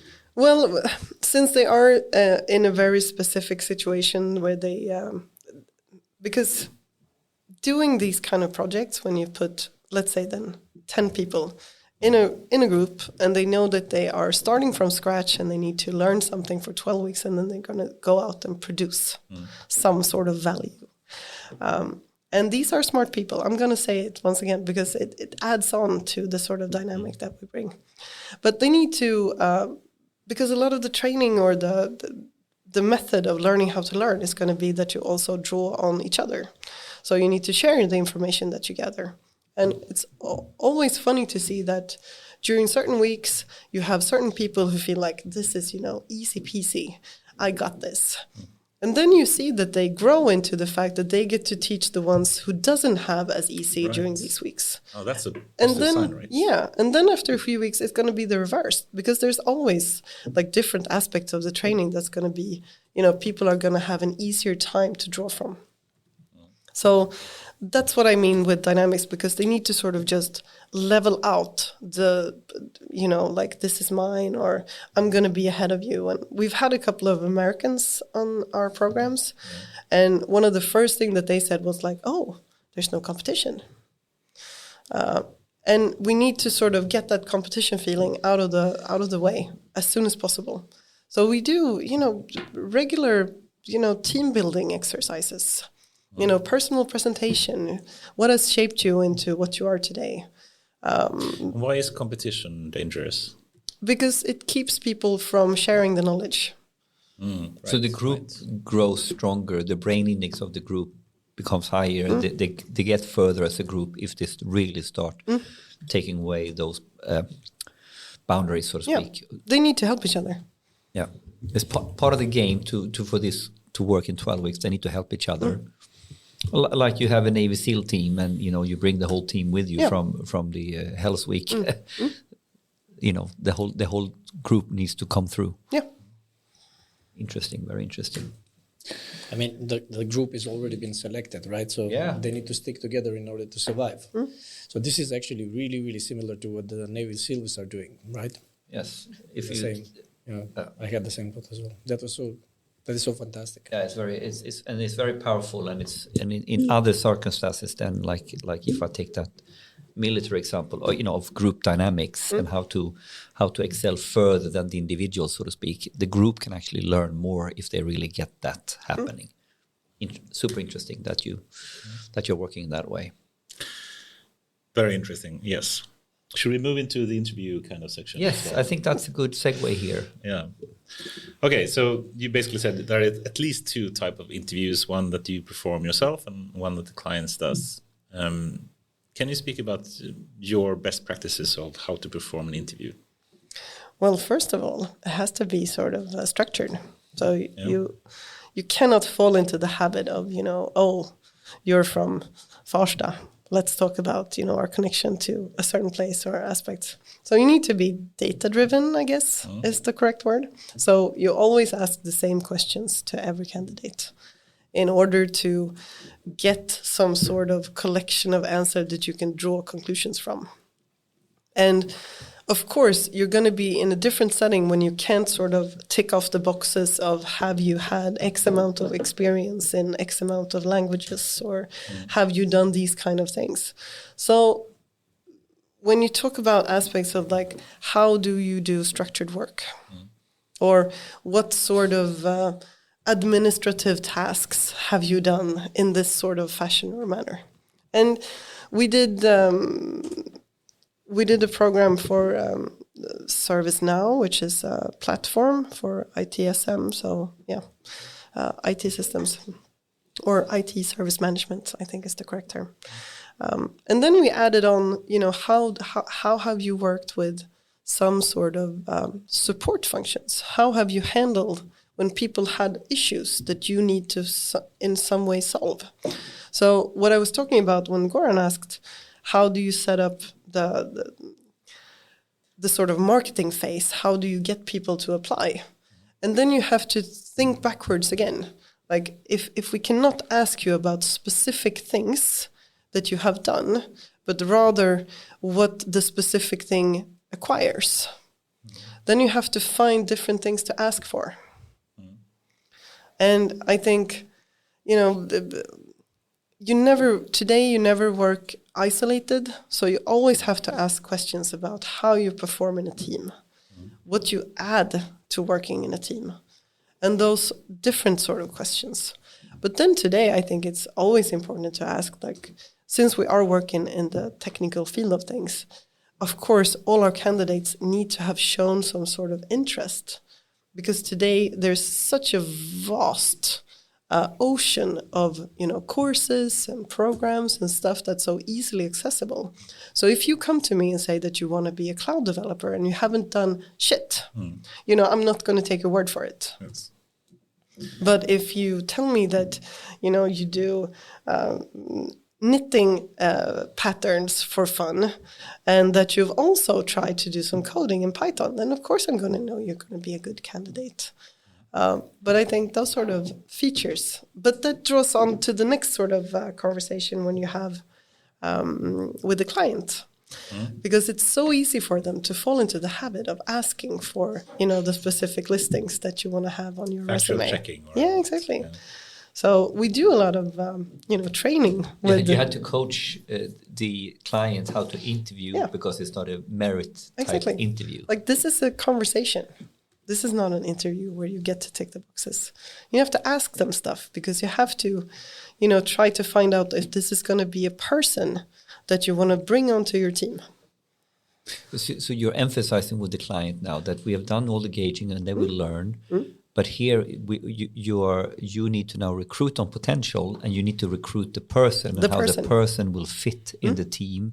And here, of course, what style of work, what personalities will fit into this context, in this job, and also given maybe the co-workers that already is there. We need less of that style, we need more of that style in this team to be balanced. And that sort of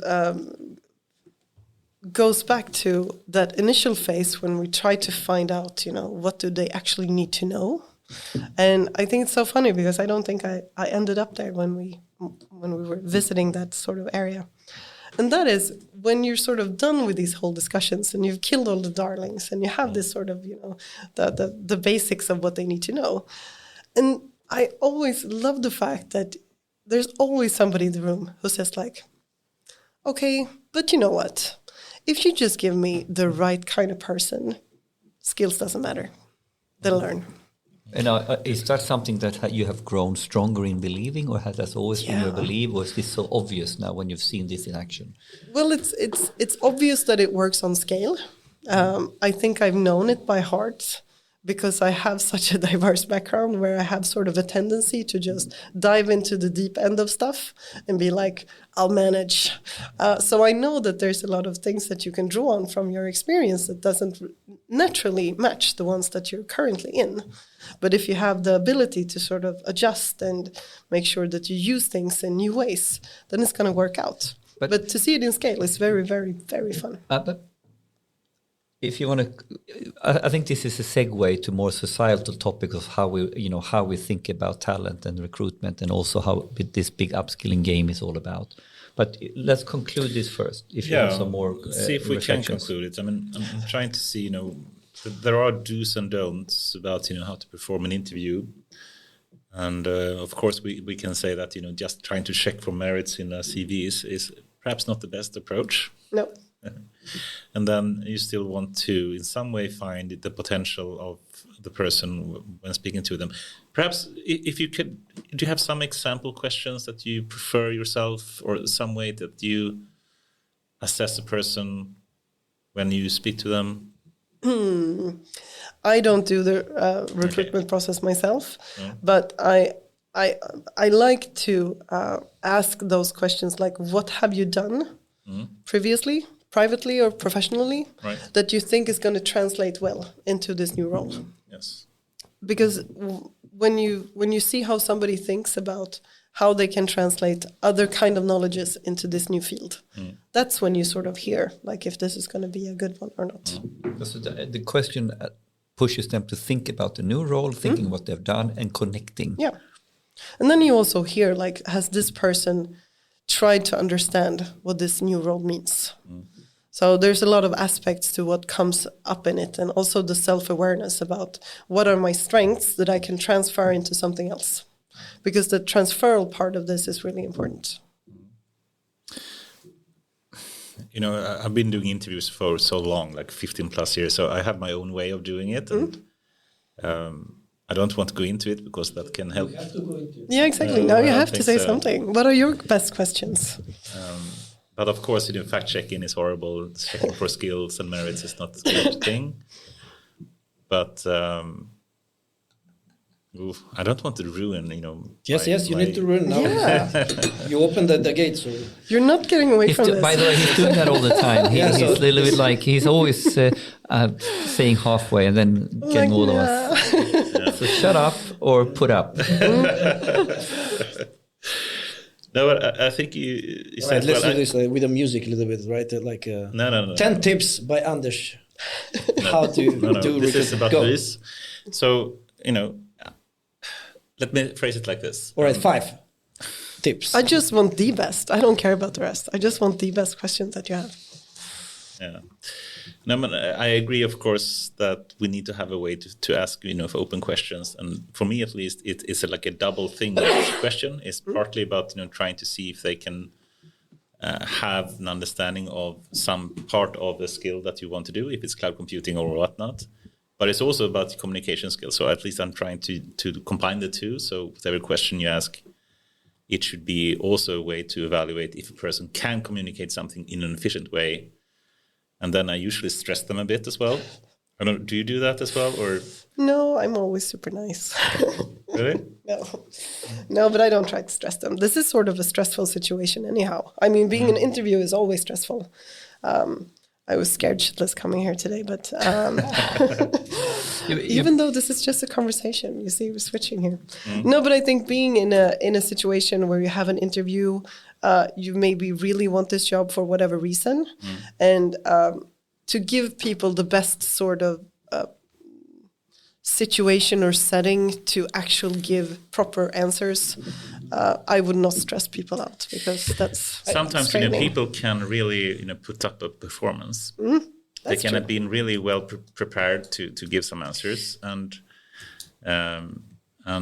if you really want to understand at least the personality of a person, and perhaps you didn't have the full set of tests or whatnot that otherwise would be really useful to have, how do you really assess the more personality traits of a person? For that, I think you need to at least do something to to get under the skin, so to speak. Yeah, but I mean, you were sort of answering your own question there, because you said if you Yes, I know. if you give a question that people can prepare for, of course you're going to get prepared answers. I have to add something because I think that we cannot actually take it that there is like a uniform way how to conduct an interview, because as you can see, that the purpose of what they are doing is actually to enable the people to see the potential of change. So if you get into an interview that from a beginning it's intimidating probably for the person, how will they trust in the process of 12 weeks actually accomplishing something which is in their thoughts maybe impossible?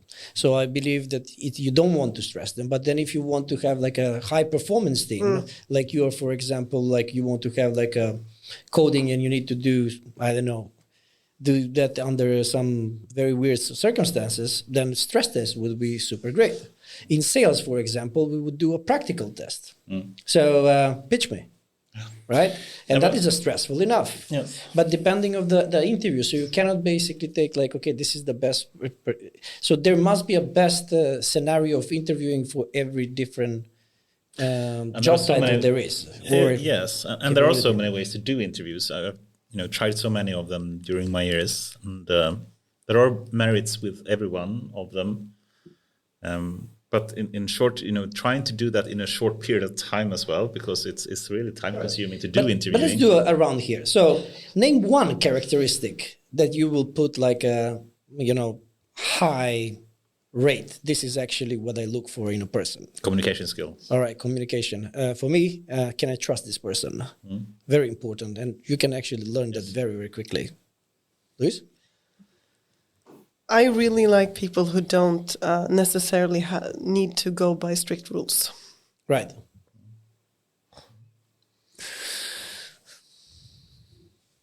Difficult. So communication. That is creativity. Thinking outside of the box, thinking, right? Yeah, something like that. All right, okay, good. I'm not sure I can.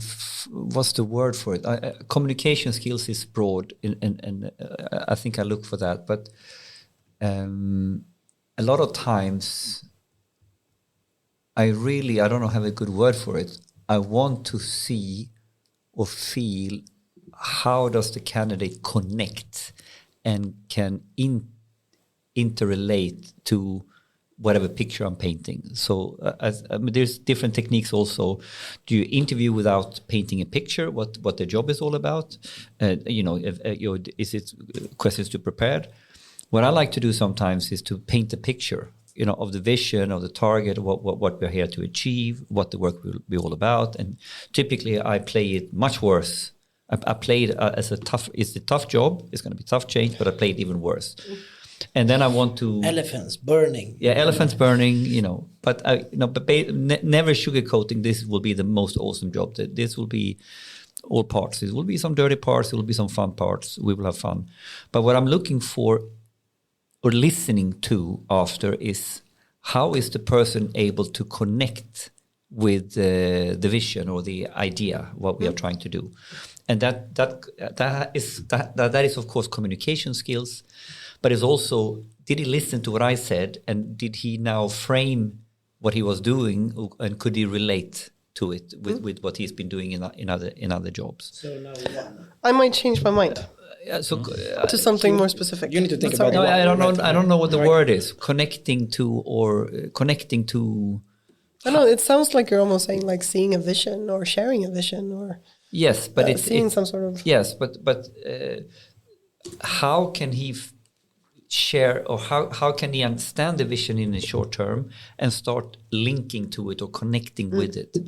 So I don't know, I don't have a good word for it. What's the word for connecting to the ideas? I think connection is a very good word. It's a chemistry between two people. But it's not only chemistry between us as people. It's is there a connection? Can he draw conclusions and connections? And I think that basically we also overstate a bit.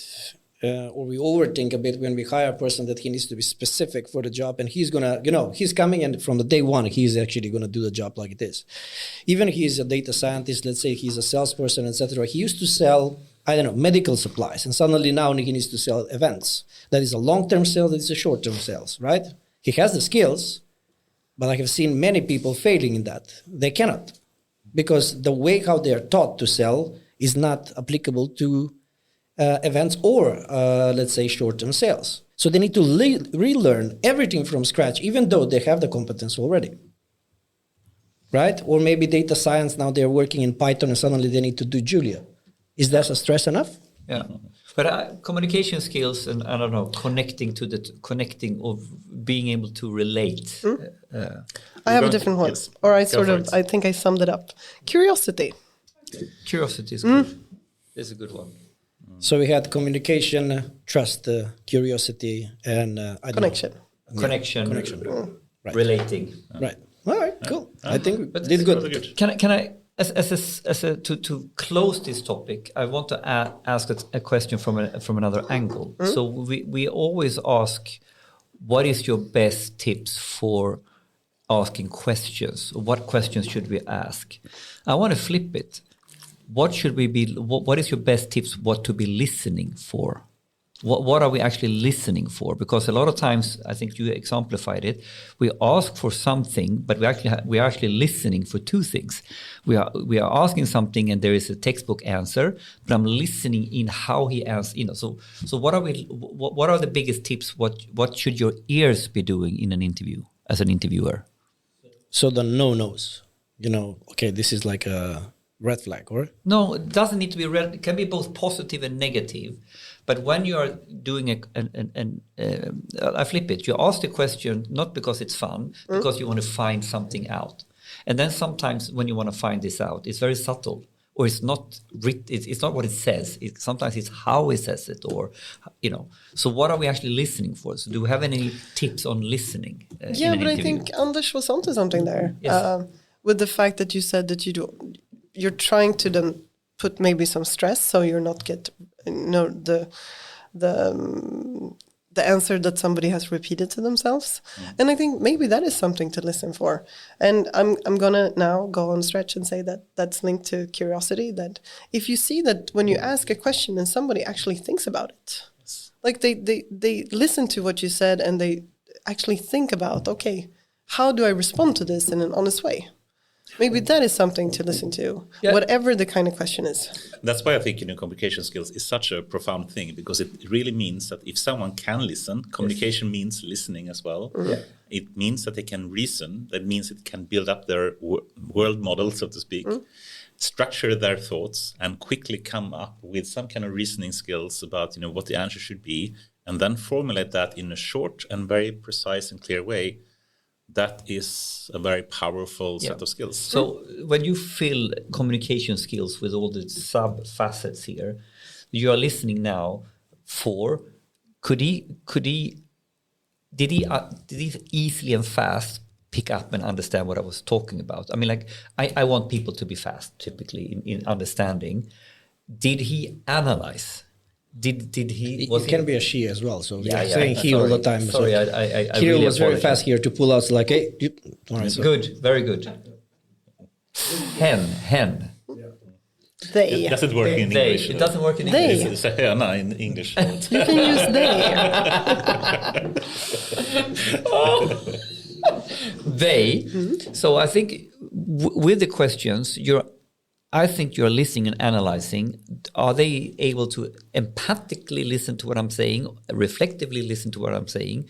Are they able to internalize it, analyze it, and then come up with something that is sort of answering something that makes sense in relation to what I asked? So because you have examples where they could oikskaft. So you ask a question and they answer a textbook answer. But it's a politician answer. He didn't answer me, or he didn't even try to answer me. He just gave me the textbook. It's the press department answer of things. Exactly.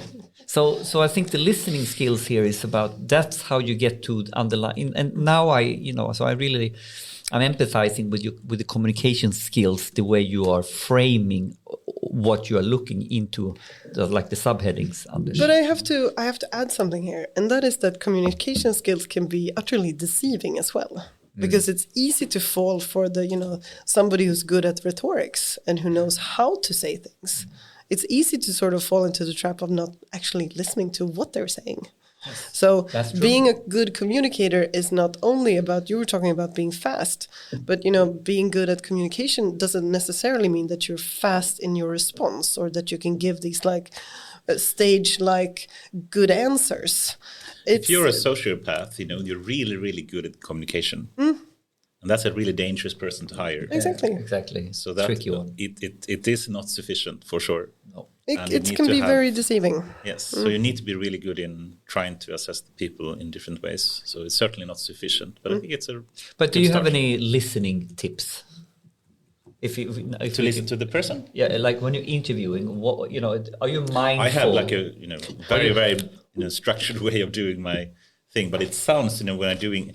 I don't want to give out how I do interviews because I do it so often. So one day he will retire and write like but you have to say your best question. Oh. Yeah. Yes. And of course, this is going to be out of the technical There is one terms. question that I do always, every time, and I'm not going to say it. So I'm sorry. Afterward. You need to share it. What is your favorite question? I think this draws from the fact that I've been a project manager for such a long time and always trying to combine different what people want and different needs and different things. So I always ask what annoys you the most? No, that I actually asked a similar question. It's not my top one, but I actually add one of and that is really, how can I annoy you the best? It's actually a really good question, I think. What are you aiming to get from that question? Very easy. I mean, you want to understand the attitude of the person. Right. Yes. And I also think that it's a good question to see how somebody's going to be, somebody's going to be working in a team setting. Yeah. If somebody says something outrageous or something that is going to be happening in any kind of team setting, then you know that this is not the person who's going to be doing well. Yeah. So I like that question. But okay, yes, I like it too. I think let's leave it here. I want to move into a little bit more societal, philosophical angles on the same theme here. Finally. No, so let's start like this. How important for society is upskilling and reskilling, and how big of a problem is it on a societal scale? I can start, but it's a very, very broad topic. So I think that if we start off with, do we need to keep learning? Yes, of course we need to do. Do society as a whole prompt learning, especially as you get older and maybe then more, established in your role? No, we don't. You can just go to the extent of what do we celebrate? Do we celebrate people being beginners and being, shit at stuff? No, we don't. We celebrate people who have done things for 25 years and who have achieved things or who have a certain hierarchy or whatever. So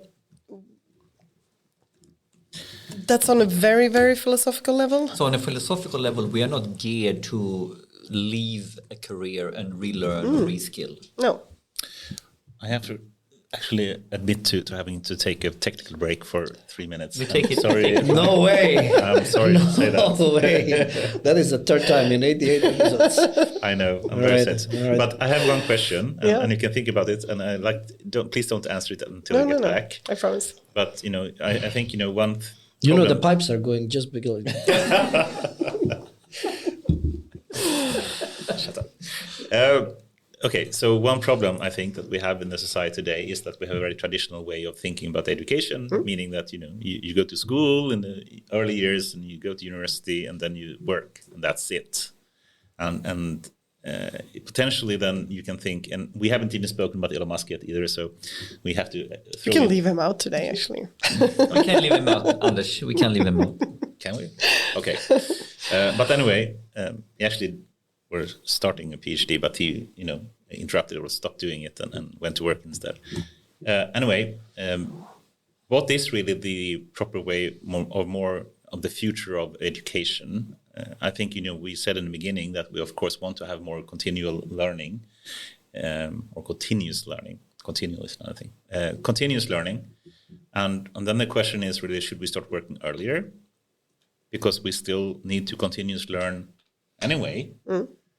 And what is, in that case, is the role really of our schools and universities that we have today? But please don't answer it. No, I don't. Taking a small. I can talk to break. Henrik about what he means on, learning on a societal level. So upskilling and reskilling on a societal scale. We talked. We looked at the fundamental patterns of celebrating. Our patterns is to celebrate long-term careers. So we have 25 years. And we're not really celebrating to be new beginners in a new field. So already here we have sort of in our culture or in our values, we haven't really thought about reskilling or upskilling as a very, it's not the natural path. And it needs to be the natural path, maybe. But is that true?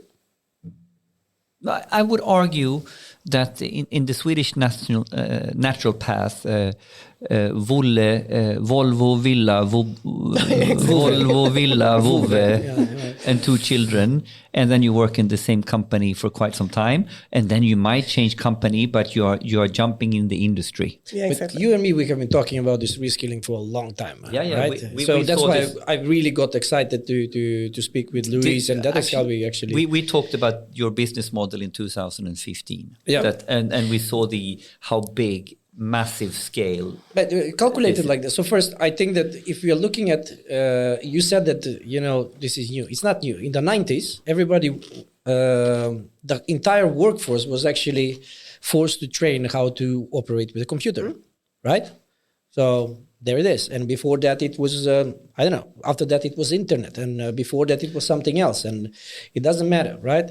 The problem with the reskilling, and I said, like, this decade is going to be the decade of reskilling because you mentioned 77,000 people. And then in the IT sector that we are missing. And then you mentioned a number of 200,000, right? So, and in 2015, when we did like a data innovation the first time, at that point of time, we were contacting all the universities and asking them if they have a data science program. It was not. There was like a deep learning.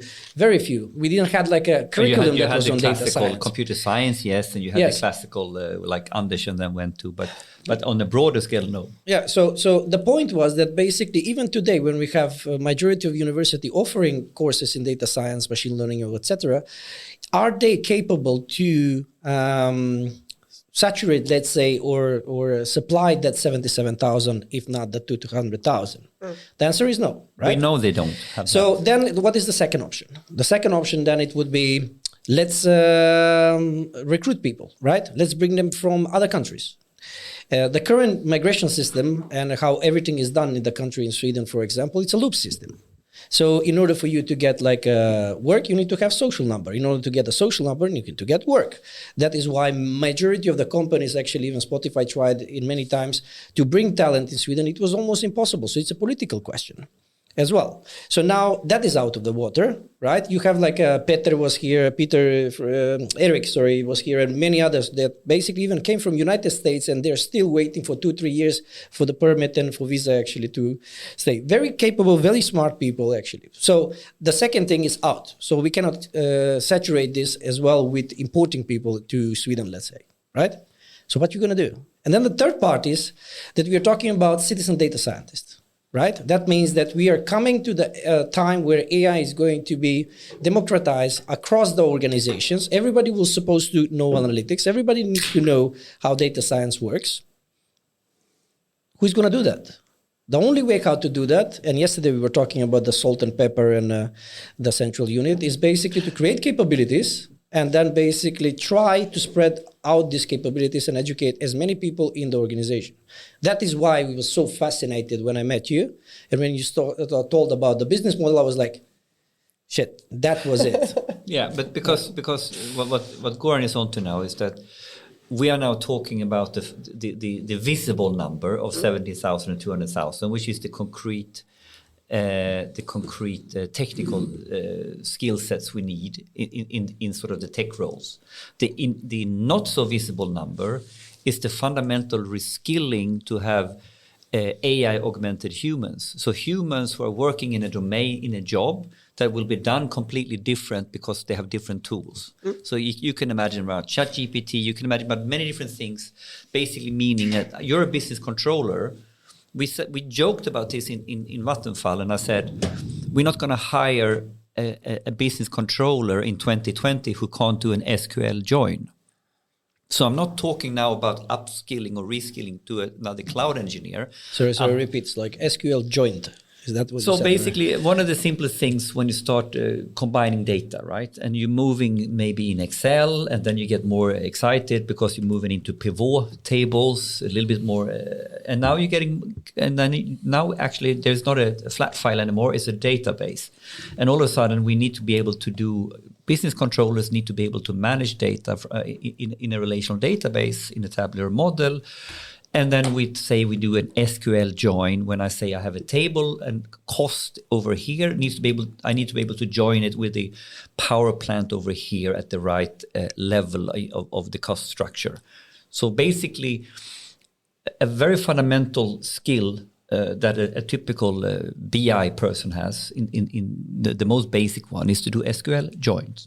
So basically, now we're talking about... I was just trying to explain that is not basically how it heard, the joint part, the rest of it. The joint, you heard the joint. You had fun. But I ignore that joke. I ignore that politically incorrect joke. Now you got some database talk out of it instead. And can I have an SQL joint? That is a T-shirt. That's a T-shirt. Can you roll an SQL joint? Oh my God.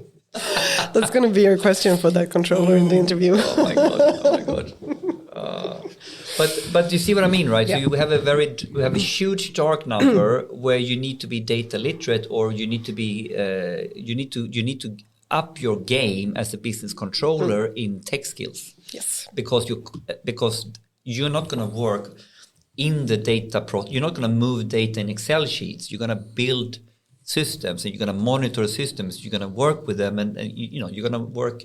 It's like you're not going to be part of the production line of moving data as a business controller. You're going to oversee it. You're going to. But I think drawing back before we get back to... So the adult learning then becomes even hugely much more bigger than those 70 or 200,000. Yeah. And I think before we get back to Anders' question, I mean, people have always been in need to learn new stuff at work. Yes. I mean, that's obvious. Yes. It's just that the speed of how much new stuff you need to learn is at a different sort of scale today. So that's why we need to talk about it in a more specific way. Yes, and now let's connect that back to our starting topic, because when you have had an incremental change and the world model of what is the role of a business controller hasn't changed for 50 years, we have incrementally computerized the analog process. Now we're getting into a paradigm shift. How do we define the business controller role? So I'm not even talking about a tech role, but I'm talking about first principles, re-engineer what business controlling is all about and how it's done when it's data AI first. So here now we get to a completely different ball game of change, and therefore a different ball game of reskilling. So it's not just that it goes faster, it's first principle reinventing a role. It just has the same name. Yeah. I'm not quite sure I agree also with the comment that we always had to relearn. I mean, if you think about... Had to learn, not relearn. Had to learn is different to relearn. Now we need to relearn before we need to learn. That's the difference. If you think about, 100 years ago and assembly lines kind of production, did you really have to learn or relearn in the same scale you do today? No, definitely not in the same scale. But actually, at some point, if you back it up even more, we were coming out of an agricultural society, and we had very few people living in the city. We were living at the farm, but we couldn't sustain ourselves. So more and more people were going to work in the factories. And yes, then we had the first level of industrial revolution where we needed to relearn, or basically forget about being a farmer and start being a factory worker. That happened. Then we lived in that era, from the early 1900s, where your dad, first of all, your dad was a farmer, so he moved to a factory, and now we are not really relearning. Now we're learning and we are incrementally learning a bit more on how to work on the assembly line. So that is not relearning, in my opinion. I simply think that the body of knowledge that you need to have today is significantly larger than it was 50 years ago or 100 years ago. Yeah, definitely. But that just add on to what I was saying, that, even though in any sort of context, and of course there's going to be, examples that doesn't add on to this, but if you just looked at somebody working for the past 50 years in some sort of line of work, there were development in different aspects that needed you to learn new things while you were at work. Even though if you were advancing things, like if you had worked in a certain role for 10 years, then you would have learned stuff along the way. I can only take like my mother, for example. She worked 40 years at SAS as some sort of secretary. And of course, when she started off, only they did was like paper and pen, and they would, do notes, and then came the telex, or what was it called? And then you had a fax machine, and then you do emails and, whatever. So of course she learned stuff. Even fax though, machines, by the way. Yeah, but I think I think you always had to add on. Yes, but I still think there is a big difference and a very, very almost exponential increase in the amount of knowledge you need to have to perform work today compared to the past. Definitely, but you had to use it in a different way as well, which I know that you've discussed previously. Like how do we access information that we need, and that's also a difference. But to me, the big difference here, I gave all that is true, but I think what is really painful is that before we could up the game we knew. So basically, with the level of innovation we have now, there is no point in incrementally improving an efficiency of a business controller setup 10% when there is actually, with technology and data, you can reinvent the process and really restructure the whole process completely and as a transaction cost, lower it by 10 to 1000x, right? So here we now get into the first principles. Here we go, Elon Musk anyway. Good. So Elon Musk highlights and loves the word first principles, and he's doing it on a massive scale, rethinking, re-engineering, how do we land rockets, how can we go to Mars? So he's really rethinking how things has been done for many, many years. And he does it with Tesla, and he does it in manufacturing, and he creates the Giga Press, which is rethinking. And when you have a Giga Press, that factory looks very, very, very different in terms of where you have staff and what they do. Like a chassis have 200 components. Now the Giga Press is one big component, not 200 things that needs to be welded or joined. So it's completely different. And this is the learning magnitude in our normal jobs that becomes this massive adult learning, relearning exercise of this decade. And just to bring it back to, we're going to get back to your question, but I have it on a list, so no worries. Yeah, good. No, but I think the sort of people that we bring into our programs and then eventually get out and work in these different organizations, they do that on a small scale because they come, and I say that the first 6 months is probably the most important ones in certain aspects because they come fresh perspective. They're not flawed, by the organizational ways of thinking yet. They haven't added that sort of when you go blind when you don't see the woods for the trees. And I think that's that on a small, because they just come in and they be like, why are you doing this? I know, why have you set this up in this sort of manner? Why is this the way that you're solving the problem? And what is the problem that we're trying to solve? They come in with so many good questions and perspective, which is just that. It's exactly this. And this, I put to you that it would be interesting to follow the trajectory of the people that has gone through such an quite mind-blowing experience. 12 weeks, completely changing careers in 12 weeks. And going in and getting straight down in the deep end in the pool, working for 1 year. Because if you have extended your comfort zone, as we talked about in this way, that's a gift for that person for the rest of their career in terms of relearning and adaptability. Knowing how to push it. Which I think in sense can become a very, very... The ability to learn and relearn is the power skill over all power skills. And that's the actual skills gap that we're trying to solve. It's not just the specific problem that the organization is having in this particular time. It's about going forward. What kind of people do you want to bring on for you to be able to know that you're going to meet whatever kind of needs there are in the future? And who has an experience that changed their minds in terms of comfort because zone. they know they can do it. Yes, they have done it, and this is the first time you do it. It's always super scary, but when you have done it once, you know you can do it again. And that power, that strength, would be very interesting to see what happens because when they do their new career. Exactly, because they're going to be the first one, and I've seen this firsthand, so I know this is not just corporate bullshit lies.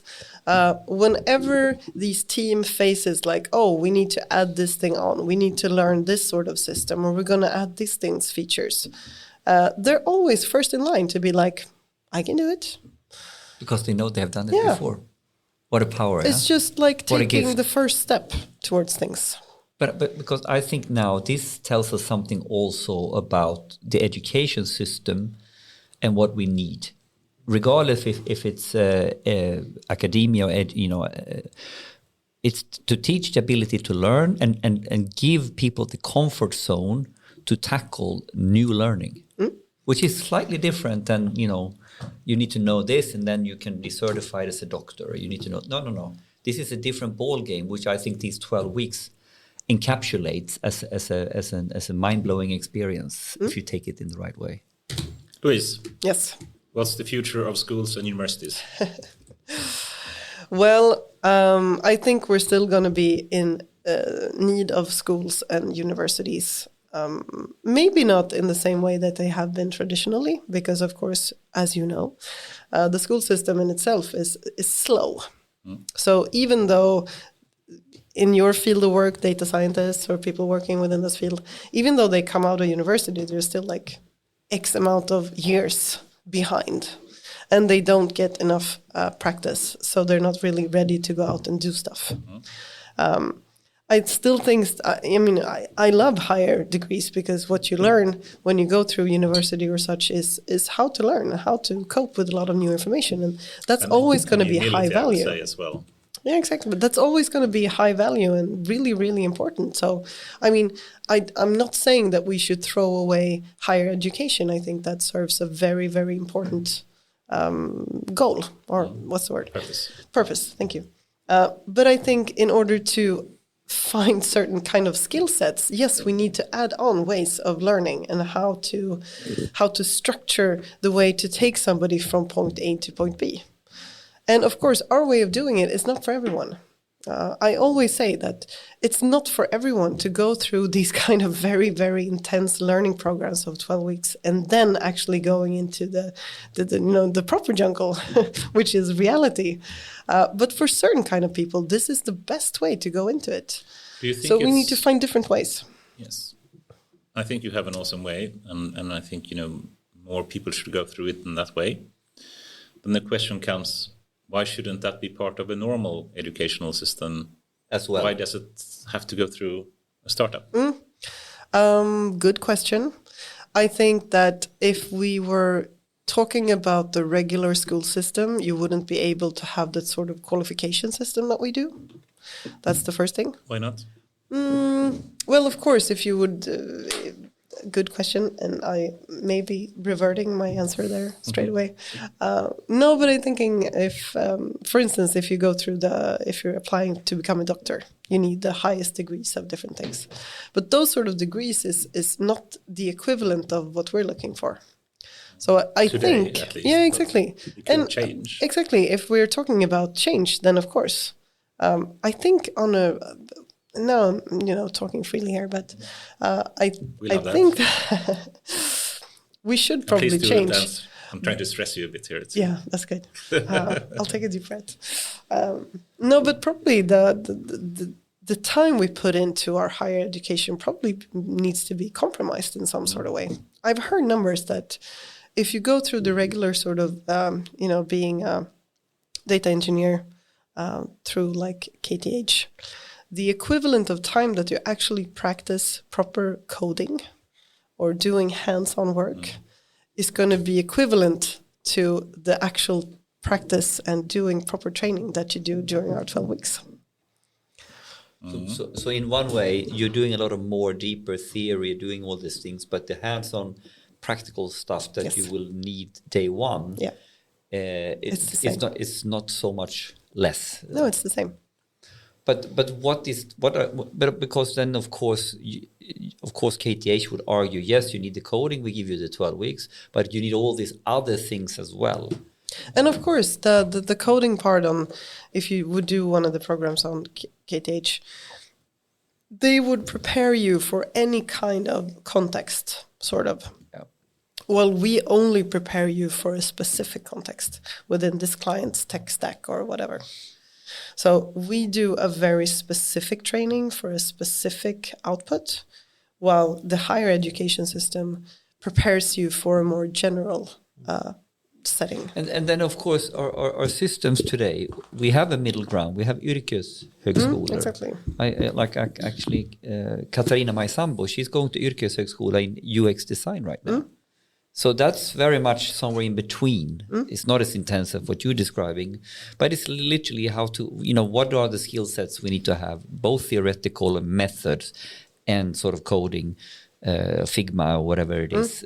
I want to do a UX program for I think that would be really interesting. I think a UX program would probably, a front-end developer would fit quite well into that storytelling. But it's interesting, right? So yrkeshögskola, what's the difference? We have some of these sort of more applicable operational type educations as well. But I would argue a little bit that this program, this is actually also an answer to Anders' thing, which is saying like why school cannot take this. There's a question. Can you train a doctor in 12 weeks? No. Can you train a mathematician or a physician in 12 weeks? I would say partly. Partly, right? And so we can find like a number of... For a specific area of expertise. I will argue that maybe it's... Yeah, okay, fine. If you can probably take like a part of engineering, let's say I'm a chemical engineer, so you can take like a part of the engineering and say like, okay, you're going to do this process.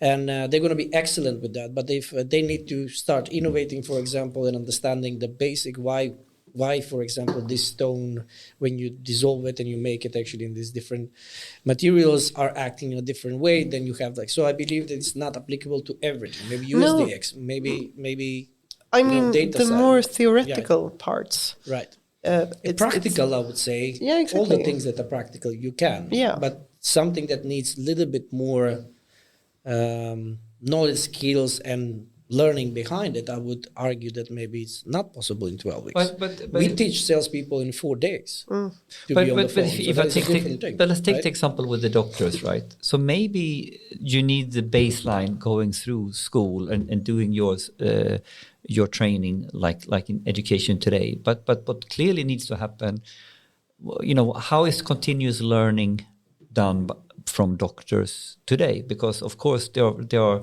practices or techniques, new techniques. You have titthålskirurgi that didn't exist before. Now you need to know that, and so there's a lot of on-the-job training and development going on in all different fields, of course. Yeah. But I would add to, and I wanna throw the question back at you, like what you think about schools today. But what I think one of the main differences between what we do and what regular schools do is that since we only have such a short amount of time to work with, we need to be very smart about how we use that time. Yeah. And that is not the same when you go through the more traditional school, because then you have lots of time. And when we put up the methods for how to learn something in 12 weeks, we have to be very adamant about what it is that we actually do, and even more specific about how we do it. And then you have to go back to, how the brain functions. How do we actually learn things? And then you need to put up the methods that we use accordingly to that, because we have to work with how the brain works. And then it becomes interesting for real. And then you cannot have 4-hour-long lectures that's, very romantic in that sort of way, but it doesn't really feed you that kind of, proper knowledge that you can put to use. But then you can argue, why can't we Please argue. But no, the education system is needed, and we need education, that are longer or more deeper and more theoretical and all this. But couldn't we demand them to be more efficient? Yeah, that's couldn't we demand them to sharpen up their be more practical? Not only practical, but you're latching on to what Louise said. We're having things how we do things. Going to lectures that are too long or whatever, too boring, or 1,000 people in a room. That is simply not. We all know the research is done. It doesn't work. It's not efficient anyway. Yeah, exactly. And okay, then it doesn't work accordingly with how the brain and then you works. come to the next problem. Then okay, what's the cost per individual? I mean, like there's some. So if the ideal way to do it would be probably too costly to do all, the way you are doing it, and the cost of intensity, But there is something here that, of course, could be improved. Yeah, but back to you, Anders. What's your take on the question? We need change. Isn't that a good phrasing? No, but there have been a number of initiatives, and if we take AI specifically, there's been a number of governmental approaches to try to do more lifelong learning kind of approaches for that. It was one called AI Competence for Sweden, I think one initiative was. So actually, they tried to force universities, of course. They gave specific funding for universities to do something which is more lifelong learning kind of approach, which I think is really good. That they are trying to change universities, and universities is one of the most traditional institutions that we have in our society. Yeah. Lund University or Uppsala University, I'm not sure who is the eldest one, but one of them is, and it's 500 plus years. There would be some of the oldest companies in the world. Yeah. Isn't it Uppsala? I think it is. Yeah, probably Uppsala. But they haven't really changed that much. And in 500 years, if there is something that is in need of change, and you're an expert on this, Louise, it would be universities, I think. They have changed partly, but not that much, to be frank. And I think it's something that needs to be not evolved, but rather revolved. Not evolution, but revolution. Rethought. But what? How? Yeah. What does it entail? Really difficult question, of course. And we are seeing, of course, today so many courses coming online, and you can do a lot of them for free. They're really good. Yeah. There's really so short. many good stuff out there. Yeah, they're really short. And if I also have a concern for universities that, it's not supposed to do only education, but also research. And we're also seeing that type of work being moved away from universities. So then if they can't do education nor research, what's really the future of academia? That's really concerning to me, because I love academia. And I do too. We need it. Yes. So I certainly don't have the answer for it. I know a lot of stuff has been tried. I know a lot of stuff has been failing. I think what you're doing is great.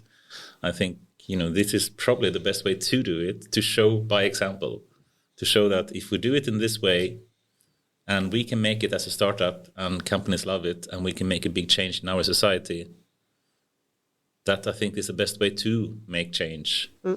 And you also make some money for doing it. So that's of course. It's not for charity. And sometimes it becomes something that needs to be the catalyst to show the way. And then basically, if that is done, how can we incorporate that in our curricula? How can we have different pace learning or whatever? Because we don't even have a thing like different pace learning. No, but I think one of the interesting part that I'm seeing a lot of time is how hard it is to shift the mindset of people about the worth of doing the kind of things that we're doing and what the results are compared to the more traditional things. Because that's the first question, how does this compare to somebody that's actually done, the proper way of learning how to be an engineer of some sort? It's such a hard nut to crack. And the best way to do it is to actually, to get that sort of person who hurts the most to do a pilot and to see it works. and it works really well. But I mean, that whole mindset of somebody who has gone through that very, very traditional way of learning is the better candidate.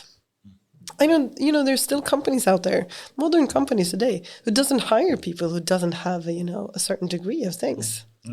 No, it's all even going even more in that direction to some degree. I feel it's a bit sad sometimes. I remember, a math professor I loved that I had, and I asked him a question because I was forced to take. He was like a professor in differential geometry, and I didn't get it at that time. It is not my favorite thing in math, even though I love math. But still, I said, what the do I need to learn this for? Function. What the fuss? And he actually, said, I agree with you. But the thing with forcing students to go through this course is not that they will have use for it. It's to show that they can learn it. And I said, is that really the purpose? You force some people to do something just to show that they can rather than have use for it. Why not then have courses that actually show that they can do something but also have use for it? Why not teach something else? I thought it was a really sad statement, even though I agree with him that actually is what a lot of courses today in universities is about. Yeah. And I mean, that's one of the key things that talking about, efficient ways of learning, it's about stating the goal or the purpose of why are you learning this thing. And we usually break it down to not only saying like at the end of this 12 weeks program, you're going to be able to do these things, but you break it down almost to the point where you talk about each day. When you are done today, you need to have grasped the concept of these things. You need to learn how to, perform these kind of actions, because then everybody who's in this sort of, or in this program or in the classroom, when the day is done, they'll know, can I do this? Can I do this? Have I, did I bring what I needed from today? And if not, then I know that I have work to do when I come home. And if I do, I'll go, I'll take on the next day. Should we have at least one more question, a more AI-related one as well? Last one. I think we're on reload. Yeah, because I have another question before the questions. Before? Okay. So you remember what we said We're yesterday? going to take a record. Yeah. So remember what we said yesterday? Yesterday we had a planning for the season 6, right? And here I am. Yeah, it was terrible planning. We always do these plannings like every year we meet. It's like, this is what we're gonna do. 5 minutes, then we go for a beer, and that's it. Forgot about everything. But we said like no more beyond 2 hours. 2 hours 40 minutes. Oh no! Yes. I thought it was going to be a short one. Yeah, exactly. It is a short one. It's becoming a short one. It's insane. We need to be better at this. But anyway, okay. So I mean, even for teaching in 12 weeks some kind of technical skills in how to write an integration program for Azure, moving from Postgres to their SQL database that they have, or whatnot. SQL joint, that was the right Joint, yeah, we have to have that on a t-shirt or something. Still, there are AI tools coming up, ChatGPT, of course, but so many others as well. I just want to add that, I think ChatGPT is impressive, but still incremental in terms of research, but really impressive in terms of engineering. Then I end with that. But still, it shows that you can simply ask a computer saying, how do I write a piece of code to do a sorting algorithm for this, or do an integration from Salesforce into their Synapse database in Azure or whatnot. And they write it. And it works surprisingly well. Yes. And if this is, just the current state, and you extrapolate and imagine that this will be an exponential increase in the ability. Stick. The hockey stick. The only sport reference I can actually use. How do you see, programming or tech education happening in the future if we can start simply, interact with computers speaking in natural language like we do today? Do you think it will be a radical change in what type of skills people will need to have? Radical change in skills. Well, I think that there's always the joint. Now we're talking about it again. But we will always never say join again. We'll always say, I want to join. between knowing what kind of problem it is that you're trying to solve. And I would argue that most of the technical innovations are just, problem solving. You find the means to get what you're actually aiming for. It's not about coding per se. It's really about resolving the logical challenge. Exactly. Yeah, that's good. I hope it's true. I'm not sure, but I think if we think about the calculator and math classes in the past or for 30 years ago, you were not allowed to use a calculator, and it was like you have to teach yourself in the steps in just performing calculations in different ways. They moved away from that, and I think that's good. And basically, you start using tools more and more, and tools becomes integral in how you also do work, but also in education. And perhaps AI will be like a tool that you also apply in both education and work. Do you think that will happen, or? Yeah, of course. I think all the good tools that we bring together or forward is going to be used in those examples that you just said. But I mean, I'm not the expert here. That's you guys. So you should be the one who says how that's going to be working. But I think I always like to think about everything that's happening and evolving and how we perceive things and how we use different kind of tool sets in order to make sense of things. We're going to be using that. And I find the topic of AI on a broad scale as very interesting at this point of time, because even though it has been around for quite some time, especially if you look at, the long history of it, but in the more usable way that we are using it today, I mean, it's so early on. And I find it funny when people are talking about nowadays the more visible aspects of AI, because now I feel at least like we are at the point where people understands, within quotation marks, that it's here and we can solve a lot of things about it, and it's usable, and it's not just for like the technical geniuses who can use it. It's for everyday people. And when people realize that it's a tool set that you can use for a bunch of different things, then, nature and how we evolve things is going to have its way with it. Yeah. So the good usages, or the way where it actually provides value of some sorts, that's going to be, sorted out. And all the crap stuff that we use for it is going to be, parts of history, the ones that we forgot. Very optimistic view of the future, and I certainly share it. So but I like that ending, that to some degree will sort itself out. What is useful will be used, and what is crap will pass into history. I hope so.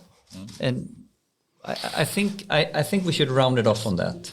and with that, I'm gonna ask the two favorite final questions.